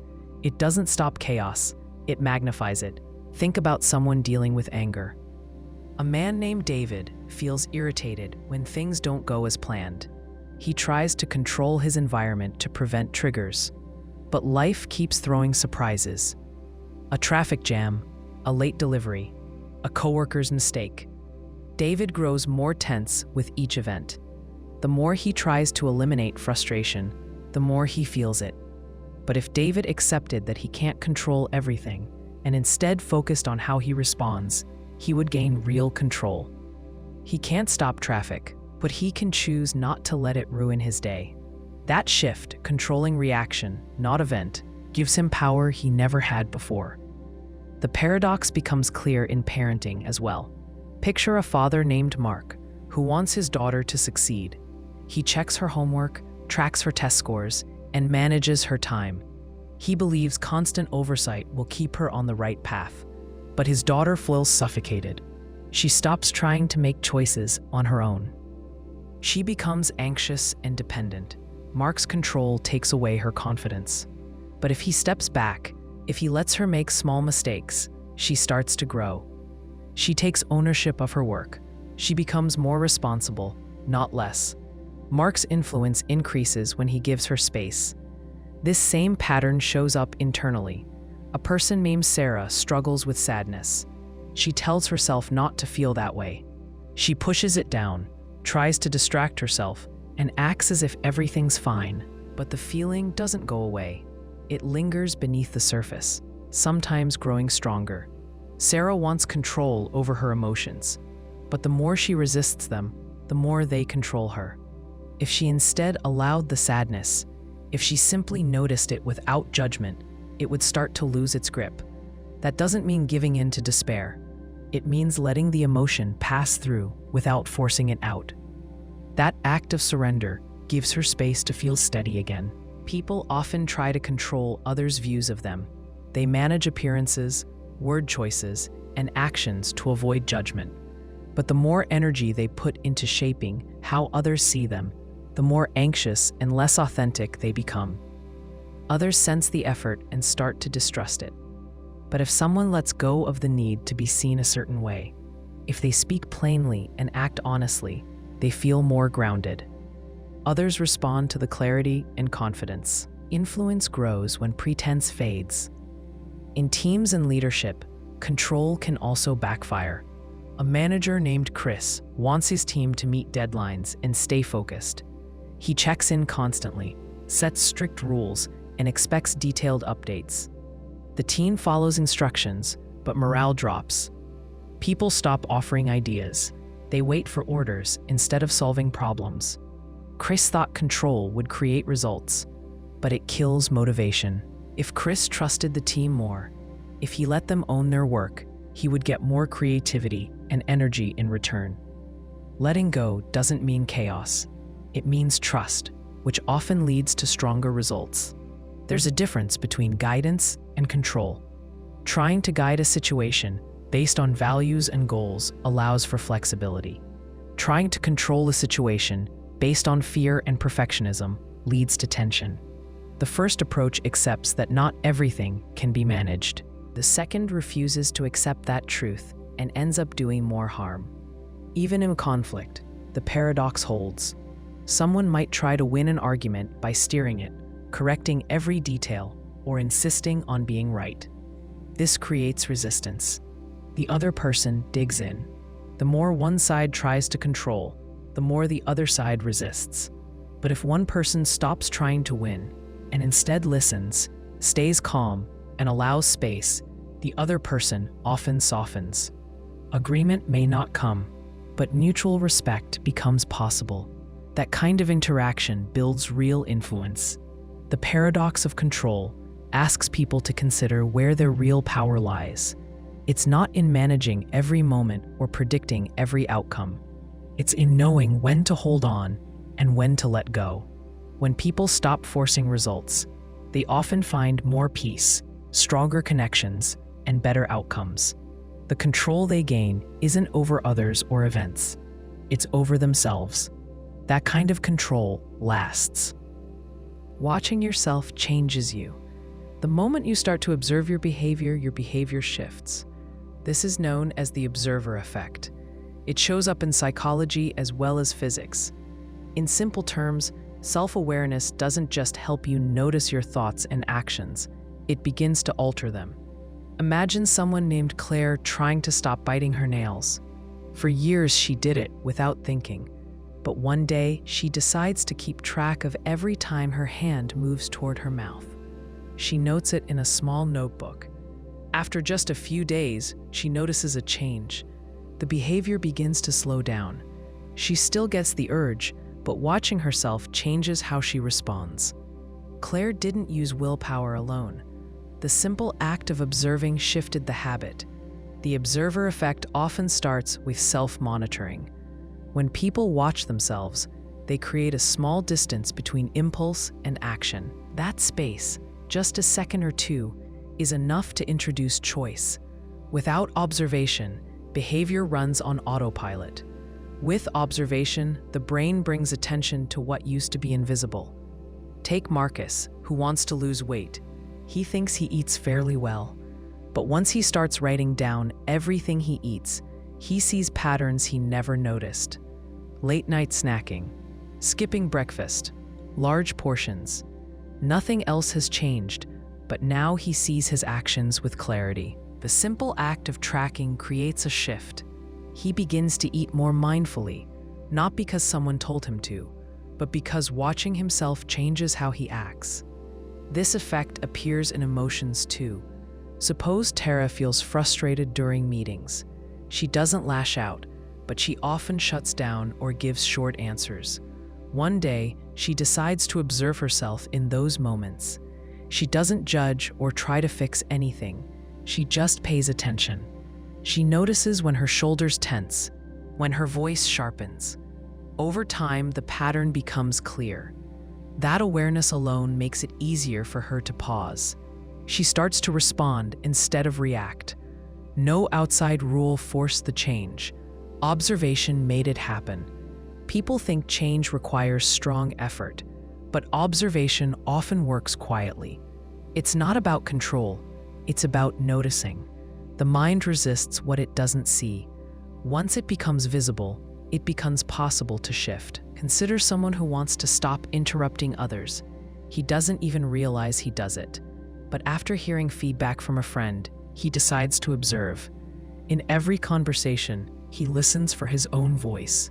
Each time he cuts someone off, he marks it in his notes. Soon, he begins to catch himself before speaking. He learns to pause, to wait. Again, No major force caused this shift.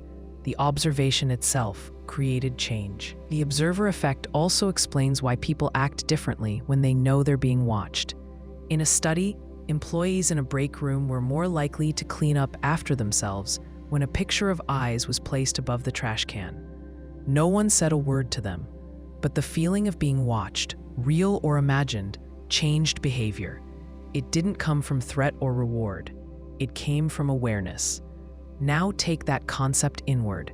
When you become the observer of your own mind, you give yourself the same cue. You watch, and in watching, you influence the next move. This doesn't mean constant self-judgment. It means quiet awareness.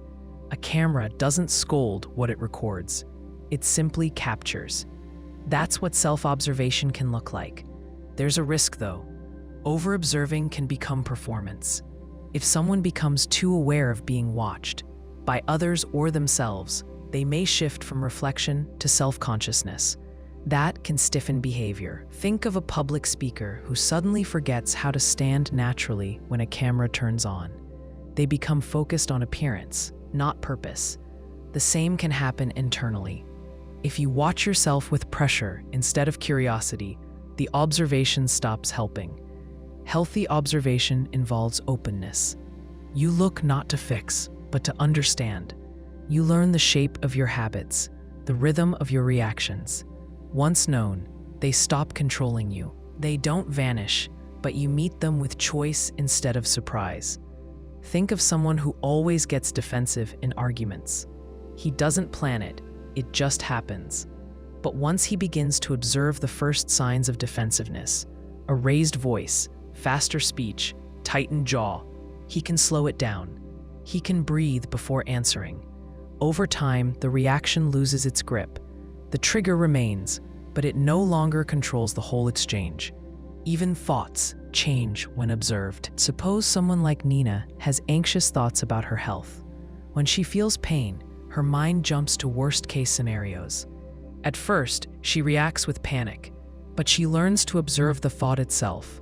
This is a worry, she notes, not a fact. That one step shifts her experience. The thought still comes, but it doesn't carry the same weight. She watches it, then lets it pass. This is how mindfulness works. It's not a special state. It's sustained observation without judgment. The breath, the body, the thought, they become objects of attention. You stop being inside them and start watching them. That alone creates change. When someone learns to observe their craving rather than act on it, they regain control. When they learn to notice their anger without feeding it, the heat softens. Observation also sharpens memory. When you start watching your own behavior, you remember more clearly what you did and why. That clarity supports growth. If you want to improve your sleep, for example, and you track when you go to bed and wake up, patterns appear. Late screen time, inconsistent bedtime, caffeine too late. The changes don't come from guessing. They come from watching. There's power in becoming both actor and observer. You live your life in real time, but you also step back. You gain perspective. You begin to see not just what you do, but how and when and why. That's not detachment, it's depth. Observation doesn't pull you away from experience. It helps you enter it with more honesty. The observer effect reminds us that we don't need to push or force every change. Sometimes, it's enough to see clearly. Attention, when steady and honest, alters the thing it touches. The act of watching yourself isn't passive. It rewrites the pattern. And once you learn to watch yourself well, you carry that power with you, quiet, calm, and ready. Most people assume there's a clear self inside them, some stable core that stays the same across time. This idea feels natural. You think, feel, remember, and make choices, so it makes sense to believe there's a single you doing all of that. But the more closely you examine this self, the harder it is to find. As introspection deepens, the self begins to slip. You realize it might not be one thing at all, but a collection of shifting pieces, thoughts, memories, habits, moods. That's the paradox. I think, therefore I am, leads to I think, therefore I am confused. Take someone named Emma. She starts keeping a journal to explore her thoughts. Each day, she writes about her goals, values, and fears. Over time, she notices how often her opinions shift. What felt true last month now seems wrong. One week, she writes about how much she wants independence. The next, she writes about feeling lonely and craving closeness. She begins to wonder, which version is the real me? This question doesn't have a clear answer. Because Emma's mind keeps changing, her sense of identity begins to blur. She thought introspection would help her discover who she really is. Instead, it shows her that who she is keeps moving. This happens to almost everyone who looks closely. Think about the past. The way you saw yourself at 10, 20, or 30 may be totally different from how you see yourself now. You may laugh or cringe at your younger self, but at the time, that version of you felt completely real. So which version is the real one? People often use memory to hold the self together. They say, I remember what I've been through, so I know who I am. But memory isn't solid. It shifts, it fades. The brain edits memories over time. You may believe you remember an event clearly, but research shows memory is full of gaps and reconstructions. Sometimes people even remember things that never happened. So if your identity depends on memory, and memory isn't stable, what does that say about the self? Now consider narrative. People tell stories about themselves. I'm the kind of person who fights for what I believe. I've always been shy.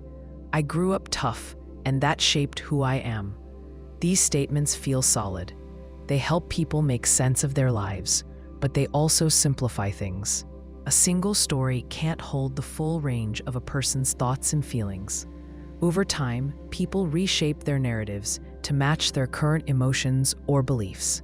The story of who you are changes as your needs and values shift. Imagine someone named David who sees himself as a rebel. That's his story. He tells people how he never followed rules, always went his own way. It gives him pride. But when David becomes a parent, something shifts. He starts to care more about structure and safety. He makes rules, sticks to routines, and gets frustrated when others act irresponsibly.